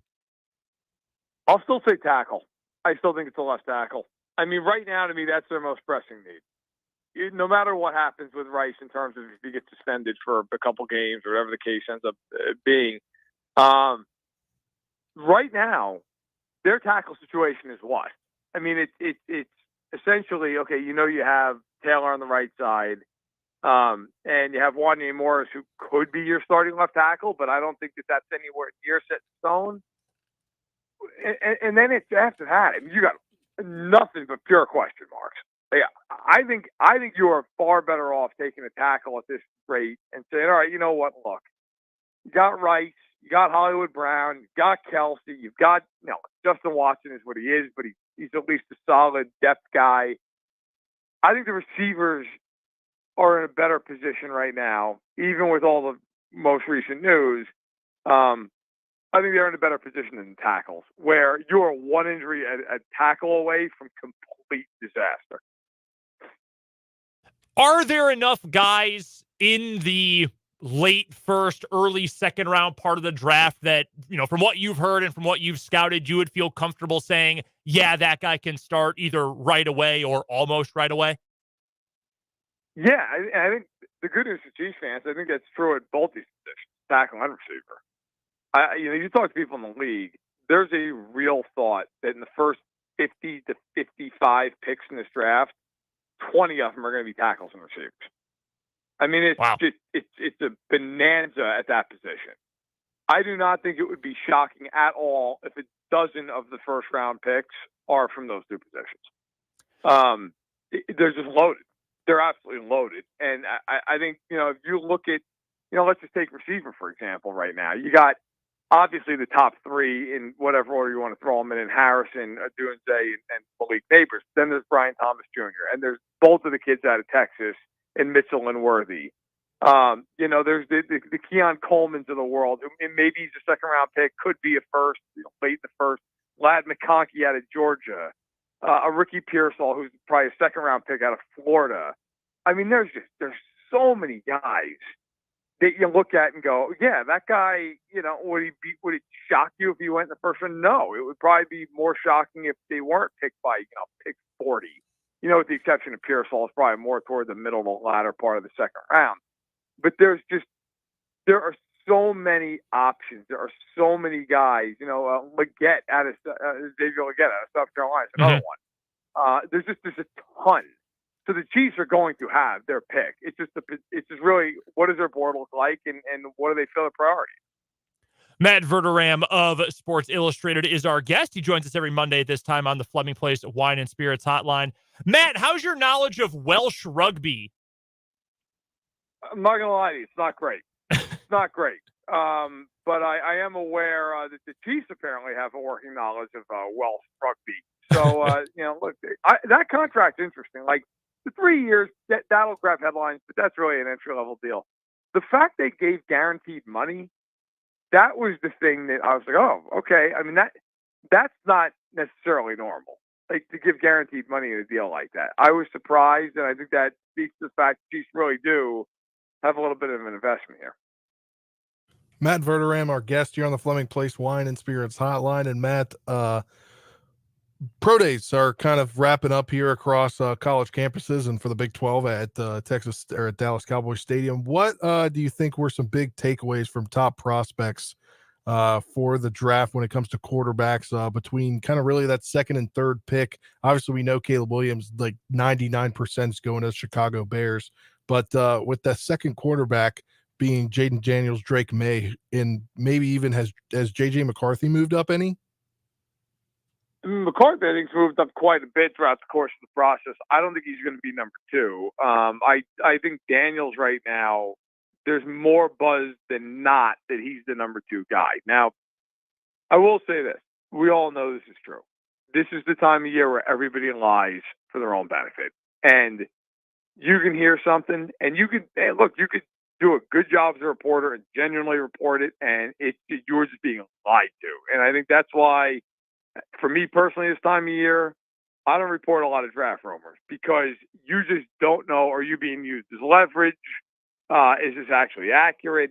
I think Daniels, if I had to bet my mortgage today, I think he's number 2. I think May's number 3. And I think McCarthy's going 4. I think the Cardinals are going to trade out of that pick. And maybe it's Minnesota, and get a king's ransom. But I think the draft really starts once these quarterbacks come off the board. I mean, you could argue it starts at 2, and that's fine. But, I'm fascinated, like the Chargers at 5. What do? Do they take Alt at tackle and pair him with Rashawn Slater? Do they take Marvin Harris Jr. and give Herbert what you think would be a phenomenal weapon? What happens? It's going to be, and then where does like Bo Nix and Michael Penix Jr., where do they go? That's the other part of this. I think Penix is the biggest wild card in the draft at quarterback. I've heard people talk about him being in the early teens, and I've heard people say that they wouldn't take him till the second round. Like, I don't think he's going to get out of the first. Just positional value alone, I don't think he gets out of the first. But where does he go? I think he, to me, of all of them, is the most fascinating in terms of just where he ends up. Matt, 2 quick ones here before we let you go. Number 1, do you have a comp for McCarthy from what you've heard, from what you've seen? I think it was Dan the other day on the show said he's almost a little Anthony Richardson in that kind of build and maybe some of the characteristics. Do you have a comp for McCarthy? I don't. I think he's a fairly unique guy. I mean, the big question for me is just going to be, look, I think he's somebody who he was obviously coached well at Michigan by Harbaugh. He's going to come out and be someone who I think is going to start right away in the day and age we live in. Is he just physically with the tools? Are those going to carry him early as he kind of figures out the pro game? And is there that much of a learning curve with the pro game because of who coached him at Harbaugh? So I'm interested to see, but there's nobody that when I watch him, I say, oh, he immediately reminds me of this guy. I think he's a fairly unique prospect in his own right. Last thing then, Matt, we've got just about a minute or so here. We had a listener question. Listener Jason wanted to know, going back over the course of this offseason, really start of free agency to now, what would be the 1 or 2 biggest moves or best moves that you could point to that this just made so much sense, or this came off out of nowhere, but I love the fit? What would you say would be those top couple of moves you've seen during the offseason so far? I like what the Eagles have done. I like that they added a pass rusher in Bryce Huff. They got younger. They moved Reddick out, which, look, Reddick's better than Huff, but he's older and he's going to be really expensive because he's going to get paid a fortune next year by somebody, probably the Jets. I'm not always a big pay the running back guy, but like Saquon Barkley in Philly, great fit. I just think he's going to be dynamite there. I like that they brought back Chauncey Gardner-Johnson. So I like what the Eagles have done. And then, look, I might be in the minority with this because of the money. I like what the Falcons did with Cousins. Look, you got to get better. Like, you got to get better at the position. You've got to be able to play at quarterback to have any shot to be a playoff team. I think the Falcons now, like, he's their Alex Smith, if you want to kind of bring it back to the Chiefs. He's there, come in, stabilize it, get us to higher floor, get us into the playoffs. I think it's a worthwhile bet for Atlanta. I really do, even with the injury. It's not like Cousins is a mobile guy running around. So I like the signing. I think those 2 teams in the NFC got better. Obviously, Philly's better than Atlanta, but I think both of them got better. Matt Verderame joins us every Monday at this time to talk all things NFL. Make sure you follow him on Twitter at Matt Verderame. You can find him on SI.com and in Sports Illustrated. Also, the Matt Verderame Show podcast on Patreon and That Football Show over at Kansas City Sports Network. Matt, we appreciate the time, man. We'll talk to you soon. Thanks a lot. Take care. That is Matt Verderame from SI. Quick, before we get to the commercial break, a shout out to Warren, our Royals ticket winner, courtesy of DePasquale Moore. One more hour of 580 Sports Talks coming up.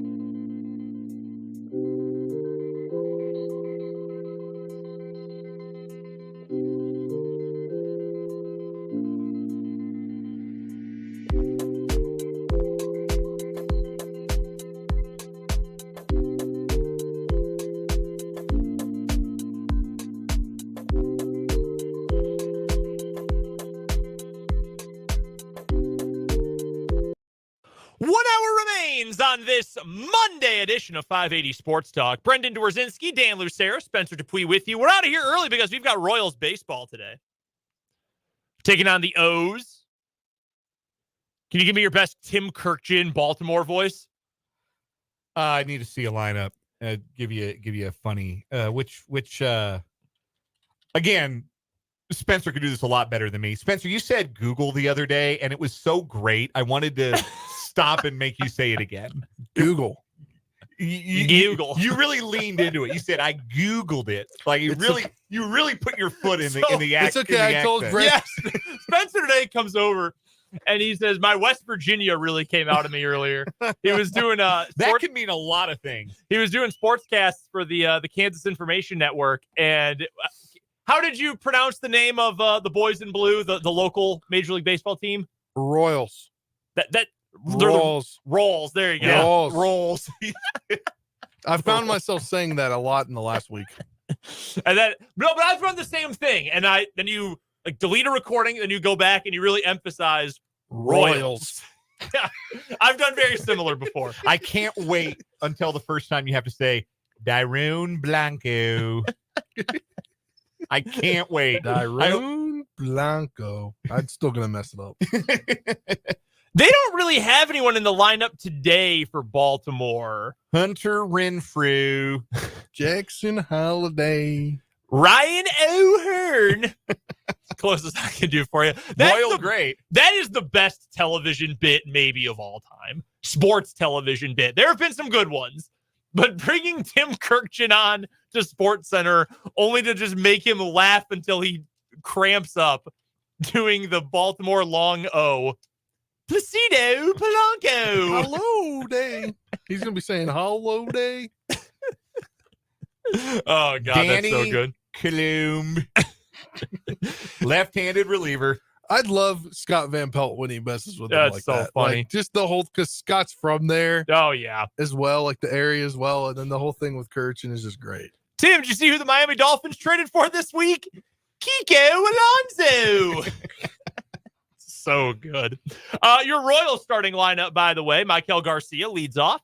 Bobby Witt Jr. hitting second. Vinny P. He's at first base today, hitting third. Sal cleaning up behind the dish. Melendez hitting fifth. He's in left tonight.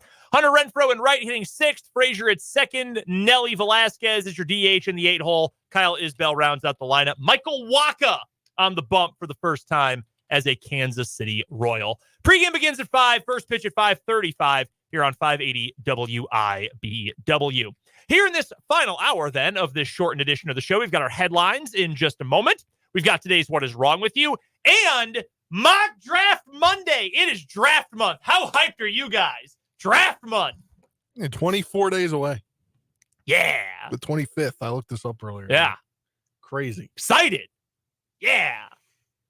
You haven't said anything. I look forward to it. It'd be nice to not have to think about baseball to the extent that I'm always thinking about baseball for a little bit. That's fair. I'm just going to be happy. Like, what time does the draft start? 8 p.m. or 7 p.m. here? Yeah, welcome to Central Time, brother. 7 p.m. At like 7, we'll say like 7:23. The Commanders will make their pick at quarterback, and I can finally stop seeing these comparisons between one or the other. Just pick one. Yeah.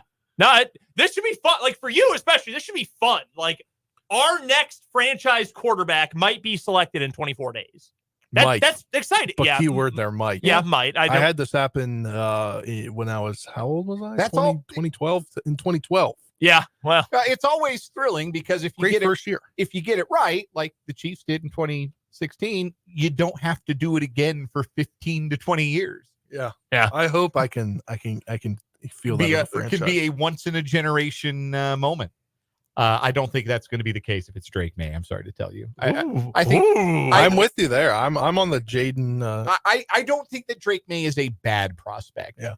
I think that Drake May is going to be like, I think his ceiling is to be just one of those just good enough guys. Interesting. We'll talk mock drafts coming up at the bottom of the hour. Your texts are welcome to the Top City Metal Supply text line, 785-272-9429. That's the Top City Metal Supply text line. And you can find us on the 580 Sports Talk YouTube channel as well. Subscribe while you're over there. It's where you can find all of our great video content we do all the time, including today's live stream.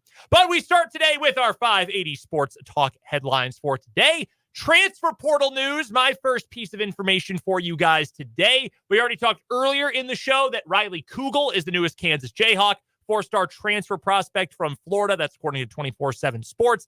9.5 points per game for his career down at Florida. 3-point percentage was not good overall last year, but shot 39+% against the SEC. He is the first addition for the Kansas Jayhawks this year. Meanwhile, some not so great news for the Kansas State Wildcats. Well, maybe not so great news for the Kansas State Wildcats. Jarrell Colbert has entered the transfer portal, the sophomore big man in his lone year active for K-State. 2.6 points, 2.3 rebounds per game on the year. His season highs this year for K-State. He did have 15 points and 7 rebounds in a loss to Cincinnati on the first game of March. That was one of his 2 double-figure games. Also had 10 against North Alabama all the way back in December. Didn't get off the bench a ton over the course of the season. Averaged just over 11 minutes played per game on the year. That's a lot of depth that is leaving K-State this year. That's not necessarily the worst thing. I am not, in general, opposed to this team really resetting and just building around this past year's freshman class. I don't personally have a problem with that. But by the same token, if you're a K-State fan, and I saw some of this on Twitter and on the message boards today, that you're thinking, hey, man, we don't have a whole lot of guys on the roster right now for next year. I can understand having a little trepidation about losing a solid bench piece who could have taken on a bigger role like Jarrell Colbert. So my guess, and the portal visit from Terrace Reed is also an indication of this. My guess is that Jarrell Colbert has either been told or has discovered one way or another that they're recruiting over him, that they're trying to find a starting center for next season, which means it will not be him. Alternatively, this could also be a good sign, if you like David Gasson, that maybe he's deciding to come back for another year, because K-State does like to play 2 bigs at times. They do like to start like a true 4 and a 5. And even if Gasson was coming back, you'd have thought, well, maybe Colbert could slide in at the starting 5 as the starting center next year. Well, maybe that's not going to be the case. Maybe Terrace Reed or some other big man out there is going to be the starting center moving forward. And that is what the coaching staff has. When you get portal decisions this late in the game without a coaching change, because a lot of them are made right away, which was the case with Cam Carter and Dorian Finister.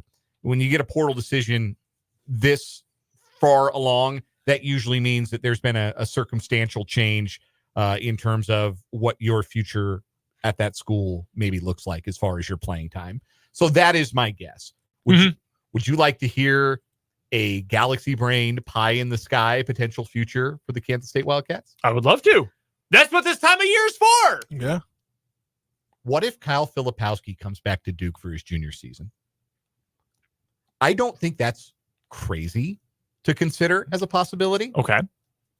They did have some guys. I mean, he came back for his sophomore year.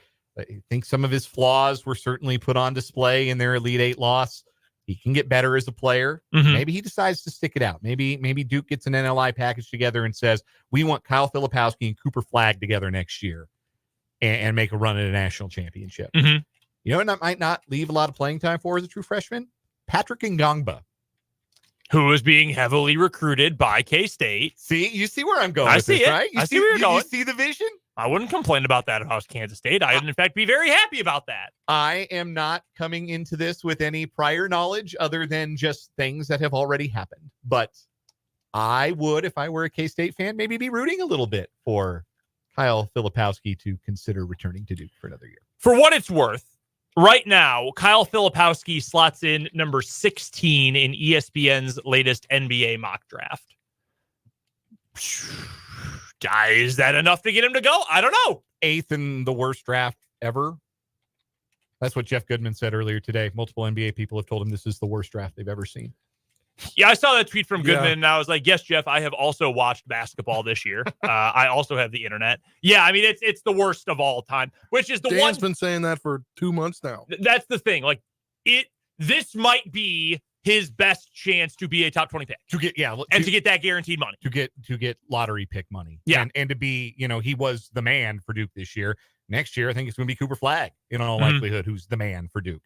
So, without question. But you could also, argue that there's some improving left to do in his game, and that was not the way maybe he wanted to end his college career. I'm just saying, somebody, I forget who, one national college basketball writer floated it as a possibility that maybe he reconsiders, maybe he thinks about coming back for his junior year. And if he does, that could tip over some dominoes. Certainly could. So, but no, good luck to Jarrell Colbert. I like his potential as a shot-altering defensive center, but it looks like K-State's going to recruit over him, and that's what happens in the modern game. You get recruited over, you transfer. So that is the latest portal news for our two local programs, KU and K-State. Got some college basketball head coaching news for my first headline of the day. We have already discussed Drake hiring Ben McCollum, the now former head coach at Northwest Missouri State, who won 4 national titles in Maryville in his time leading the Bearcat program, has had Division I interest for the last handful of years. Yeah, it's been a while. Yeah, there was a lot, like 2 years ago, maybe it was 2 years, maybe it was last year, there was a lot of talk about him taking the UMKC job. Marvin Menzies ended up doing a pretty nice job. He did a great job there. Yeah, got them to the Summit League quarterfinals or semifinals, I think. I had heard rumors or been told rumors in the past about Indiana State. I remember there were a lot of rumors about SEMO a couple years ago. I think that's when Brad Korn took that job. Yeah. And obviously Indiana State went the D2 route and hired Josh Schertz, and that's worked out great for them. Yeah, worked out pretty well. So it's Drake, which has been a program that's been to the NCAA tournament each of the last 2 years. Now they're going to have to replace their best player, who's leaving to go with his dad to West Virginia. Darian DeVries confirmed that in his introductory press conference in Morgantown when he introduced his son and said, he'll be joining us next year. So no secrets there about how that's going to go. He's definitely a do not contact in the transfer portal. That's for sure. But Drake hires Ben McCollum. I think that's a great match of coach and program, and I would expect Drake to not miss a beat with what they have done the last couple of years, because I think McCollum's an outstanding coach. Can you imagine getting your coach poached and maybe ending up in a better spot? Like, how often does that happen? It doesn't. Never. Like, you could argue, and some people would not argue this. It happened at Kansas, going from Roy to Bill Self. Yeah. God, KU fans are so spoiled, myself included. Yes. Just wildly but spoiled. Oh, yeah. That's why I say all the time, do not forget that these are the good days. Please remember that. These are the good days. But that's incredible for Drake. It really is. And I've been joking for a while now about please get Ben McCollum out of the MIAA. Yes. But, I mean, he's a hell of a coach. And Drake hit a home run here. They should run the Valley. Yes. They really should. Correct. I think they can be the Northern Iowa's got a window too. Like they should always be really good in that league, but those should be the two best programs in the Valley. Yes. To my mind. Also, 2 Power 5 schools have hired new head coaches. SMU, yeah, they're Power 5 now. They're joining the ACC. That's a thing that's happening. Oh, I forgot about that. Yeah, that's a thing that's happening. This is your reminder, in case you had forgotten, that SMU is joining the Atlantic Coast Conference. Most of America is going to think that when on a Friday night on the CW in November, they're playing an ACC school, and someone goes, why are they playing a non-conference game in November? Oh. Well, they have made their hire of former USC head coach Andy Enfield official. Enfield was at USC for 11 years. That's crazy. Do you know how long he was at Florida Gulf Coast? Like 2 years? 2. Isn't that crazy? Yeah, wild. That's hard for me to grasp. But I still associate him more with Dunk City than with USC, because USC didn't do anything while Andy Enfield was the head coach. How many times did they get to the second weekend of the tournament with Enfield as the head coach? I'm going to look it up. You guess. I'm going to guess twice. I know they got to an Elite 8 in the COVID year, the year they beat KU by $1 billion. Mm-hmm. Did they get to another Sweet 16? Nope. That was the only time they made the second weekend of the NCAA tournament. In 11 years, they went to the tournament 5 times. Now, they would have gone in 2020. They were 22-9 that year, so they would have gone. Mm-hmm. But 5 tournaments in 10 years, that's at USC, not nearly good enough. And I think USC was more than happy to start the process of moving on. Here's my question, though. Why is that not good enough for USC? Because USC is in Los Angeles. You know how much talent is in Los Angeles? But they've never been good.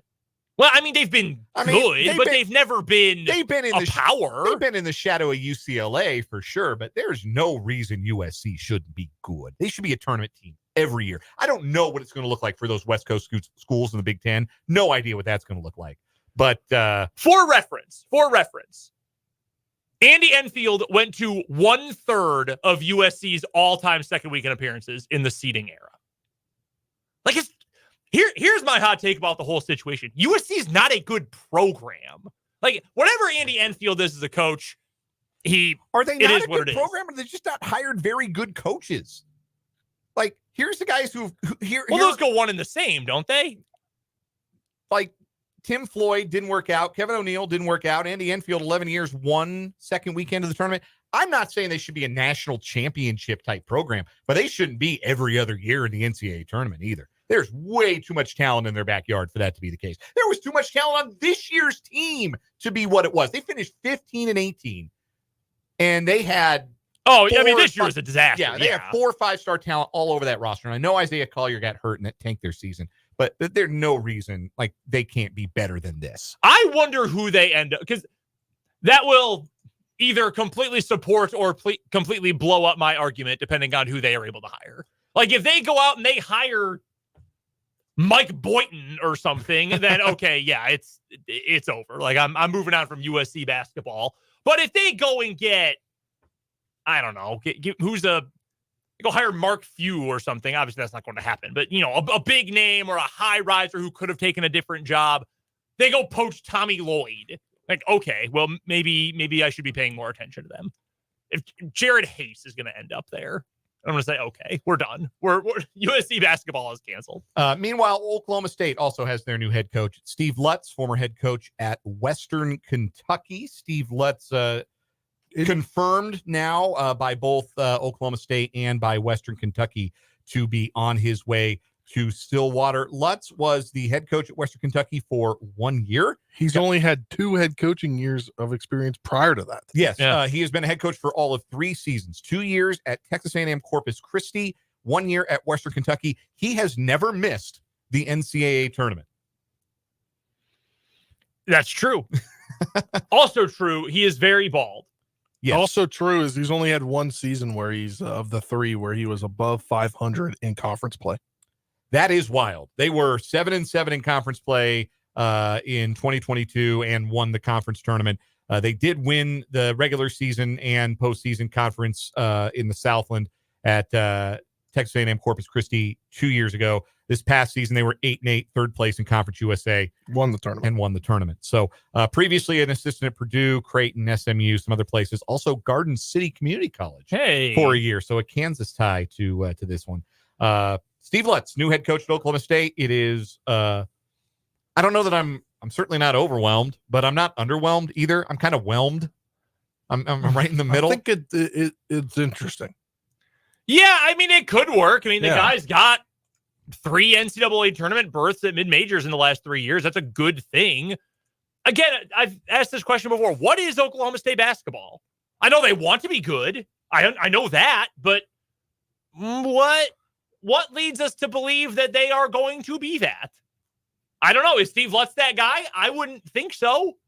I probably would have just tried to pull away Ben McCollum from Drake if I could have, but I wish him luck. No ill will or anything. Yeah. I just don't know. That's another program. Like, I don't know what their ceiling is, but it is substantially higher than the ceiling has been in recent years. Yeah.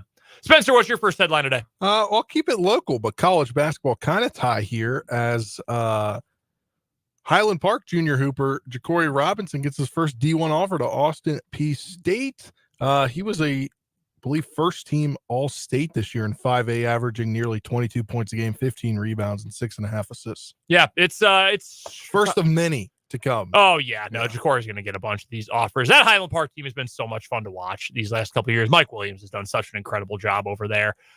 We were talking about this when Ja'Cory tweeted about this earlier in the day. I'm very curious to see what kind of offers he gets and how long his recruiting process goes. Because I think with a really strong senior season, I think some bigger fish anyway are going to come a calling. There'll be bigger fish to fry. That'll finish off that. I'm curious about what his recruitment will look like, but he's a D1 athlete. There's no doubt in my mind about that. You got to see him a bunch this year. Yeah, I mean, he's 100%. got that kind of athleticism. And you and I were talking off air. He seems like a player who could have a really productive summer on the AAU or grassroots circuit and really see his offers blow up. I did not know this, we found out this is where he plays on the grassroots circuit. I did not know Michael Porter Jr. had an AAU team. That was news to me today. Tons of players do, though. I know there was someone in the MIAA this year, I know, who played for Blake Griffin's AAU team. I know that's been a big thing. Trey Young has one. There's a number of guys who have them. That's a big deal in this part of the country. I mean, if you're a big name player anywhere, you're on the grassroots circuit, but like MoCan is one of the best AAU programs in the country. There are a lot of programs like that in the area. So I was definitely impressed in the one game that I was able to see of him. Yeah, that was at the TIT, correct? No. Oh, no. Well, yeah, I guess I think he was in there. I'm talking about the playoff game. Oh, yes. Sub-state game. Yeah. Was that the sub-state final you did? No, it was it was a sub-state final. Yeah. Yeah, that's at Topeka West. Yeah, man, that's a fun team to watch. That was a really fun team. I think like 5 dunks in the game. Yeah, I think it was 6. I think it was 5 or 6. I can't remember. There was a lot.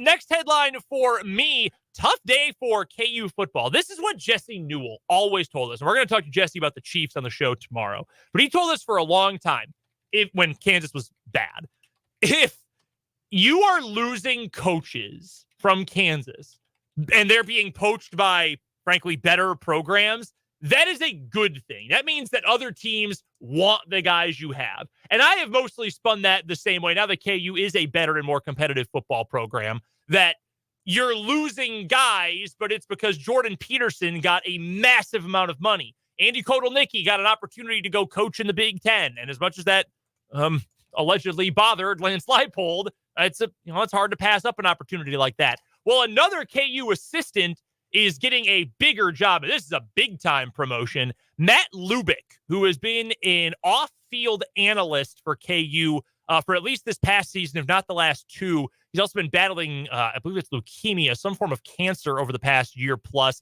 He has been hired by Nevada as their new offensive coordinator. That is an awesome hire for Nevada, however you say it. It's different strokes, different strokes, whatever. I can't speak today. Matt Lubick going to Nevada. There was a story about him in The Athletic that Bruce Feldman did this year about him going through this cancer battle and how he was essentially coaching from his bed at home in this off-field role. But Jim Zabrowski, KU quarterback coach, offensive coordinator Andy Kotelnicki, Lance Leipold, all the offensive coaches were in contact every week with Matt Lubick. And a lot of the really creative stuff that KU has run these last couple of years, Matt Lubick was kind of the engineer behind all of it, which then was implemented by the other coaches and called on game day itself. He is a brilliant football mind. He's a football lifer. Sonny Lubick's kid. That is such a huge hire for Nevada. And I'm happy for Matt Lubick. That's really cool. I was honestly hoping, and I have no problem with Jeff Grimes being KU's new co-offensive coordinator, but I was almost hoping they were just going to promote Matt Lubick to an on-field role if he wanted it in Lawrence. He's a West Coast guy. He's a Rocky Mountains guy, too. Again, Sonny Lubick's kid. But that's cool for Nevada. Tough for KU. That was a really important piece of the coaching staff and the offensive staff for Kansas this past year. Yeah, and just wonderful that he's healthy. So happy for him. Yeah, this is a great opportunity for him, and just glad that his health is moving in the right direction. And now his career is as well. Wish him all the best. Next headline, I guess, final headline for me. We got to get out on this, but the Jayhawk Conference trying to put a stranglehold on the JUCO basketball national championships tonight in Casper. Hutchinson's women take on Northwest Florida State with the national championship on the line. Again, Hutch has been led this season by former Topeka High standout Kiki Smith, who's having a wonderful year as a freshman for the Blue Dragons. Hutchinson trying to claim the women's national championship tonight. Over the weekend, Barton Community College won their first men's basketball NJCAA national championship. A couple of Kansas kids on that team. Miles Thompson out of Hutch. Mose Downing Rivers, who I think played at Free State. Yes. And outstanding season. They were number 1, I think, virtually wire to wire this year in Great Bend. So Barton national champions on the men's side, and Hutch trying to make it a Jayhawk conference sweep of the JUCO basketball titles. And you know who the leading scorer is for the Hutch women. Yes, Kiki Smith. Yes. Yeah, you already mentioned that. She's averaging 17.5 points a game. Yeah, she's balling out of control. She's been great. She's awesome. That'll do it for today's 580 Sports Talk headlines. What is wrong with you is coming up next, and we've got Mock Draft Monday later in this final hour of 580 Sports Talk.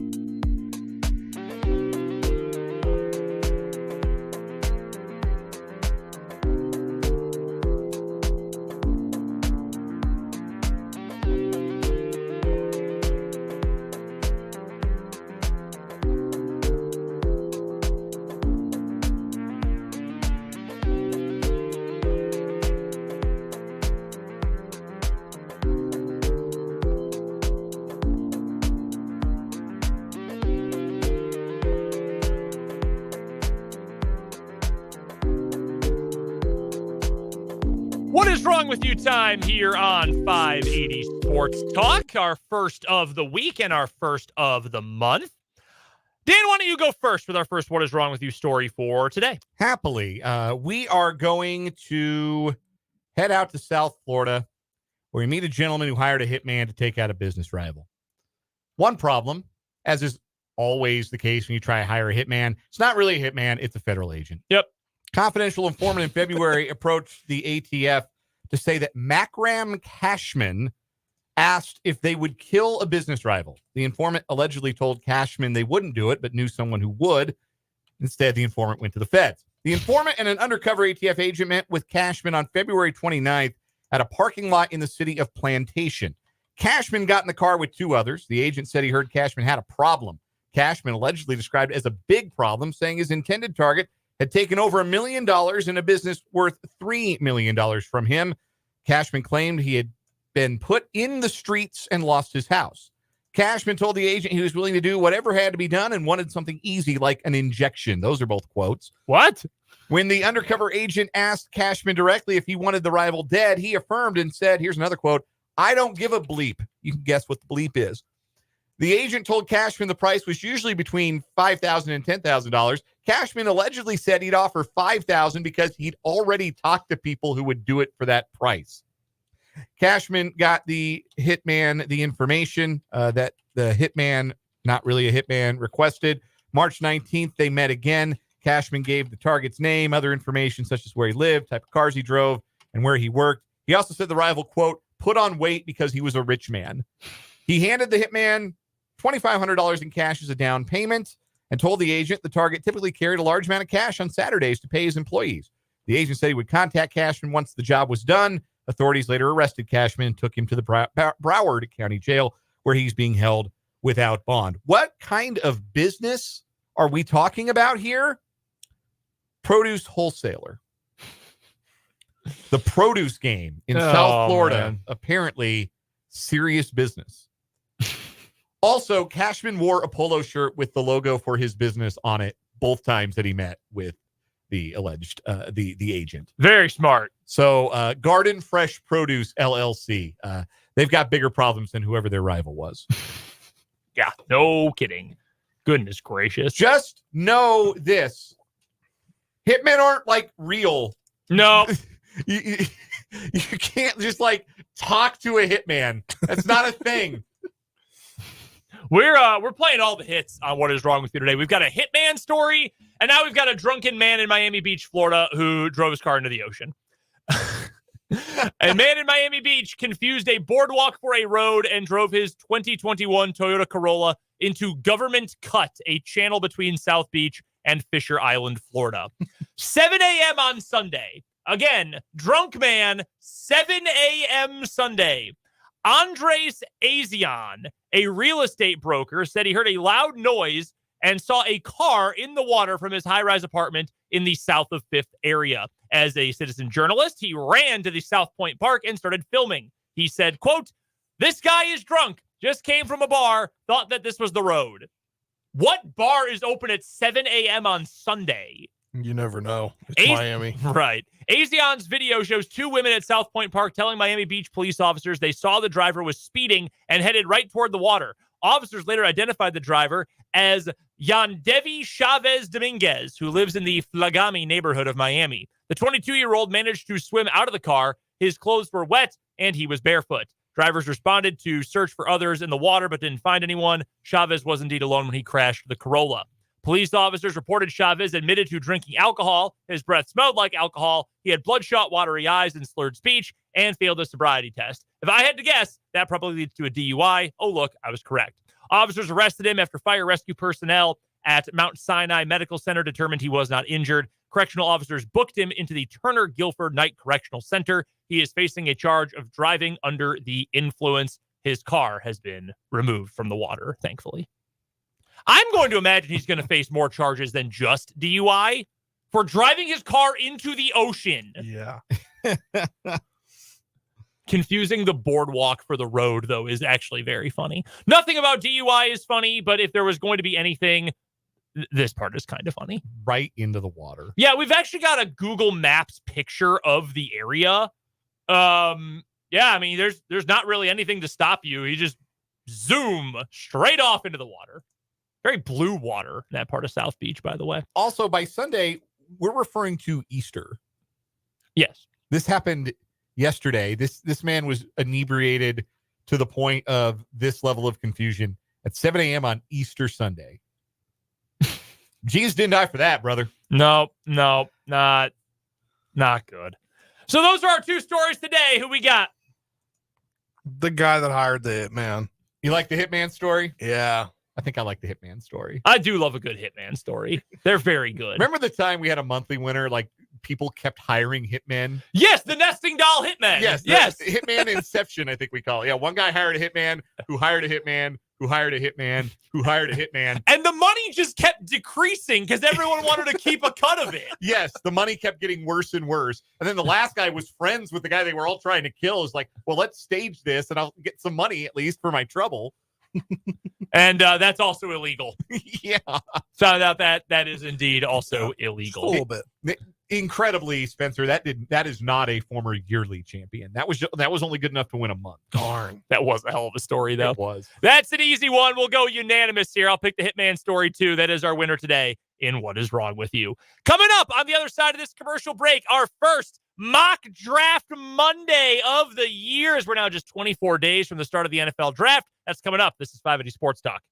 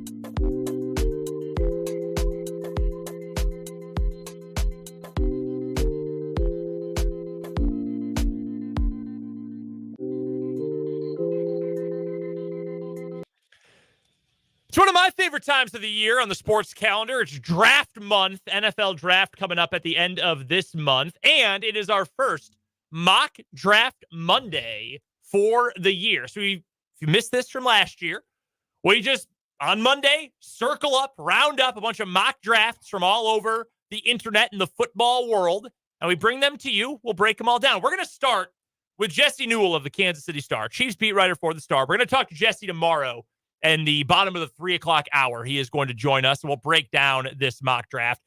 We have, let me check here. We have 5 today. 5 mock drafts. 3 of them have the Chiefs going with the same offensive tackle at pick 32. Kingsley Suamataia. That has been very difficult for a lot of draft people to get right. Suamataia. He is an offensive tackle from BYU. He is a large gentleman. He's not one of the top, he's not Joe Alt or Fatanu, the player from Washington. But he's been a fairly highly regarded prospect over the course of this year's draft prospect. 6'6", 324. He is large. And if the Chiefs want someone who is big and can shove dudes around, that might be the way to go. And we heard Matt Verderame say earlier today, he still thinks the Chiefs will go offensive tackle with their first pick. So he was a 5-star recruit out of high school. Mm-hmm. So, talent level definitely there. He's also a redshirt sophomore, so a younger guy relatively. That sounds like Brett Veach's music. So I think that, those traits, to me specifically, make him stand out as a pretty intriguing prospect at the bottom of the first round. So NFL.com and their draft guy, Lance Zierlein, his NFL comparison, a guy you should know pretty well, Abraham Lucas. Yeah, Seahawks starting right tackle. He was good in his first season. Yeah. He banged up year 2, didn't play great when he was on the field, but could have been the injuries. No, that's a starting caliber player in the league. So his strengths include his thick frame, good length. He's patient, does a good job avoiding counter plays by edge rushers, good at sliding side to side. He's laterally good. He's effective at climbing to the second level. That's something the Chiefs definitely like to have, especially with their run game. Weaknesses. Tell me if these remind you of anyone the Chiefs have had on a Super Bowl roster in recent years. Oversetting creates inside pathways for rushers. Heavy-footed recoveries won't help much when beaten. Sloppy hand placement limits block control in run game. What former Chiefs offensive tackle does that sound like? Sounds like Orlando Brown. Sounds just like Orlando Brown. But to be honest with you, if the Chiefs could have kept Orlando Brown on a rookie, even first-round contract, Orlando Brown is still probably the starting left tackle for the Chiefs. Of course he is. Yeah. So if you're able to just recreate that kind of player and have him for cheap for 4 or 5 years, that seems like a huge win at left tackle if I'm the Kansas City Chiefs. So there are 3 different mocks that had Kingsley Suamataia. That includes Jesse Newell, Bleacher Report's scouting staff, as well as Eric Edholm of NFL.com. The rest of Jesse's mock. Second round, here's your wide receiver, Tez Walker, North Carolina, who became more famous than anything for not being allowed to play the first 3 games of the season this year. I thought he was really good. He's a good player.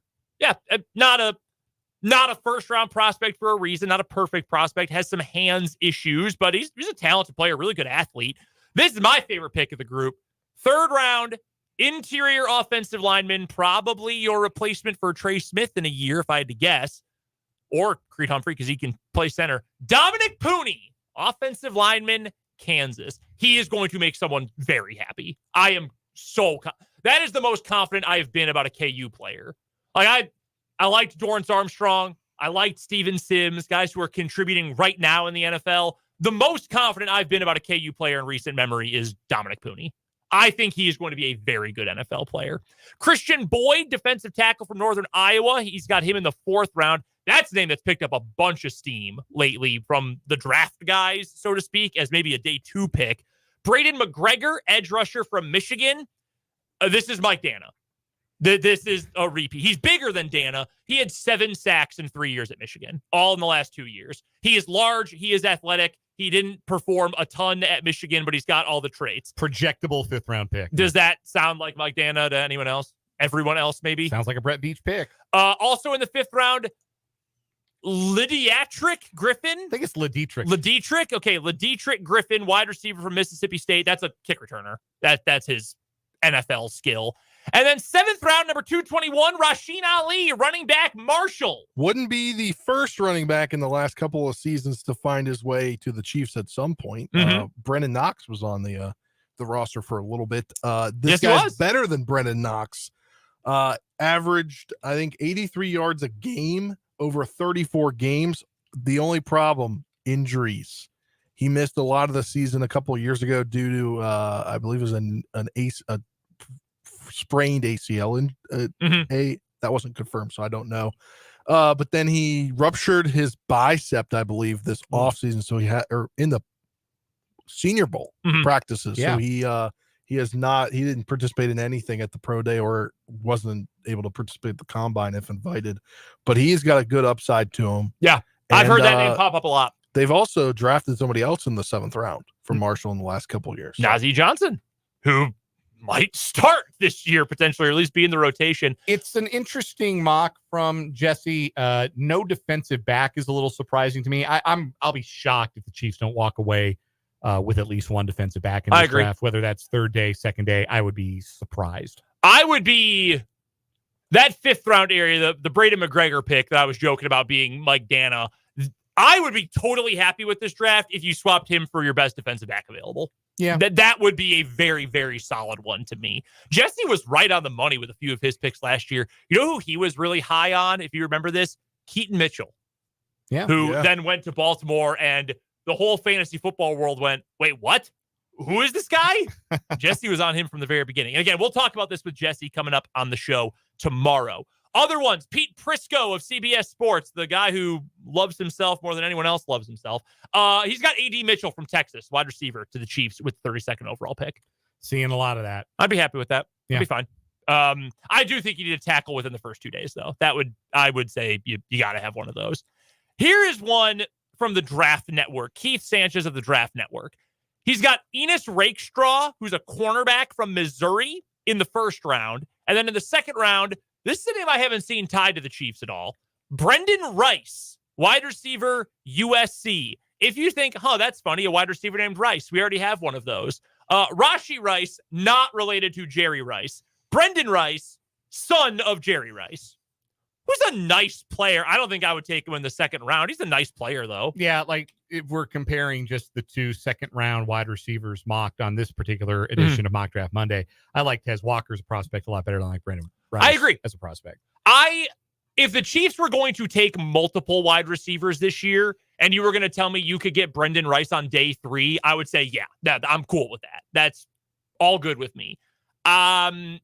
I don't think I would spend a day 2 pick or a 2nd round pick on him. Rakestraw is an interesting case. A lot of Packers fans wanted him at the start of the draft process. Had a good year at Missouri. He had horrendous athletic testing numbers at Missouri's pro day. I liked watching him play. There were a lot of players, like,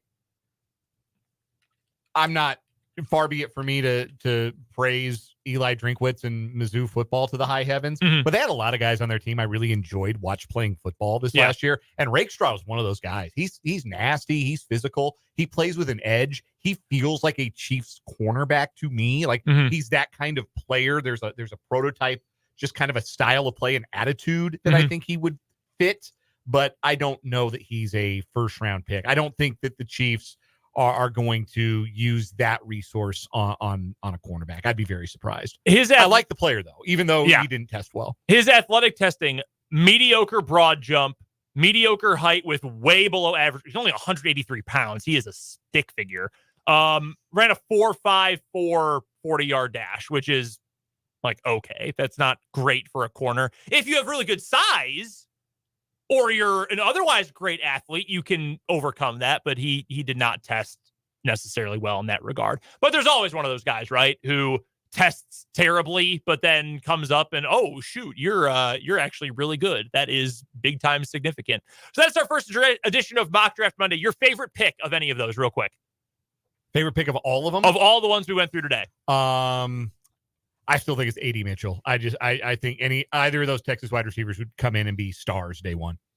I think it's Rasheen Ali. Ali. Sorry, I can't believe that. I cannot believe you picked the Marshall guy. I think is a guy he could be legit behind. He could be a guy that they get in the 7th round and he could make some moves for you. Got to find someone. I'll do the same thing. I'll do the homer pick too. I'll pick Dominic Pooney. Wow, Jesse Newell should have picked a DePaul guy in his draft, and then we knew he would have targeted it for us. Just for us specifically. We'll wrap up 580 Sports Talk with the final word next.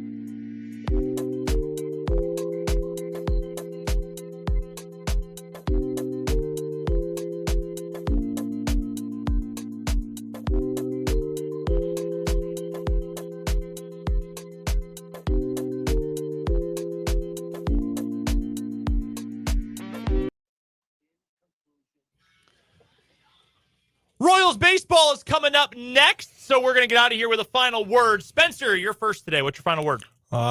We had a big man touchdown in the UFL yesterday. Yeah, we Shout did. out to Alex Millette, Marshall guy. Funny story there. When I was in college, young pup, like 28, 18, 19, 20, people in the media, when he would meet with the media, thought we looked alike. So somebody took us, split it down the middle and put me here and him here. So yeah. That's pretty funny. Yeah. You, Luke Combs, and him. Yeah.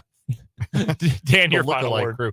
If you are inclined to think that the Royals 1-2 start is proof that things aren't different at all for the boys in blue, I certainly understand your skepticism, but there were some real positives this weekend. Bobby Witt Jr. playing like a superstar, and the starting pitching looked really, really solid. That's going to be the blueprint. If the starting pitching can be solid moving forward, that's going to be an improved Royals team. I wasn't sold on Riley Kugel right away, but the more I've looked into it, the more I'm good with him being the first transfer addition for KU. Jayhawks have got to get more athletic, and they've got to get guys who just know how to go get their own shot. If Riley Kugel can do that either as a starter or off the bench, A-okay with me. That does it for 580 Sports Talk today. We're back again tomorrow from 2 until 5. Royals baseball is coming up next. We will talk to you again tomorrow at 2. For Spencer Dupuis, for Dan Lucero, I'm Brendan Dworzinski. This is 580 Sports Talk.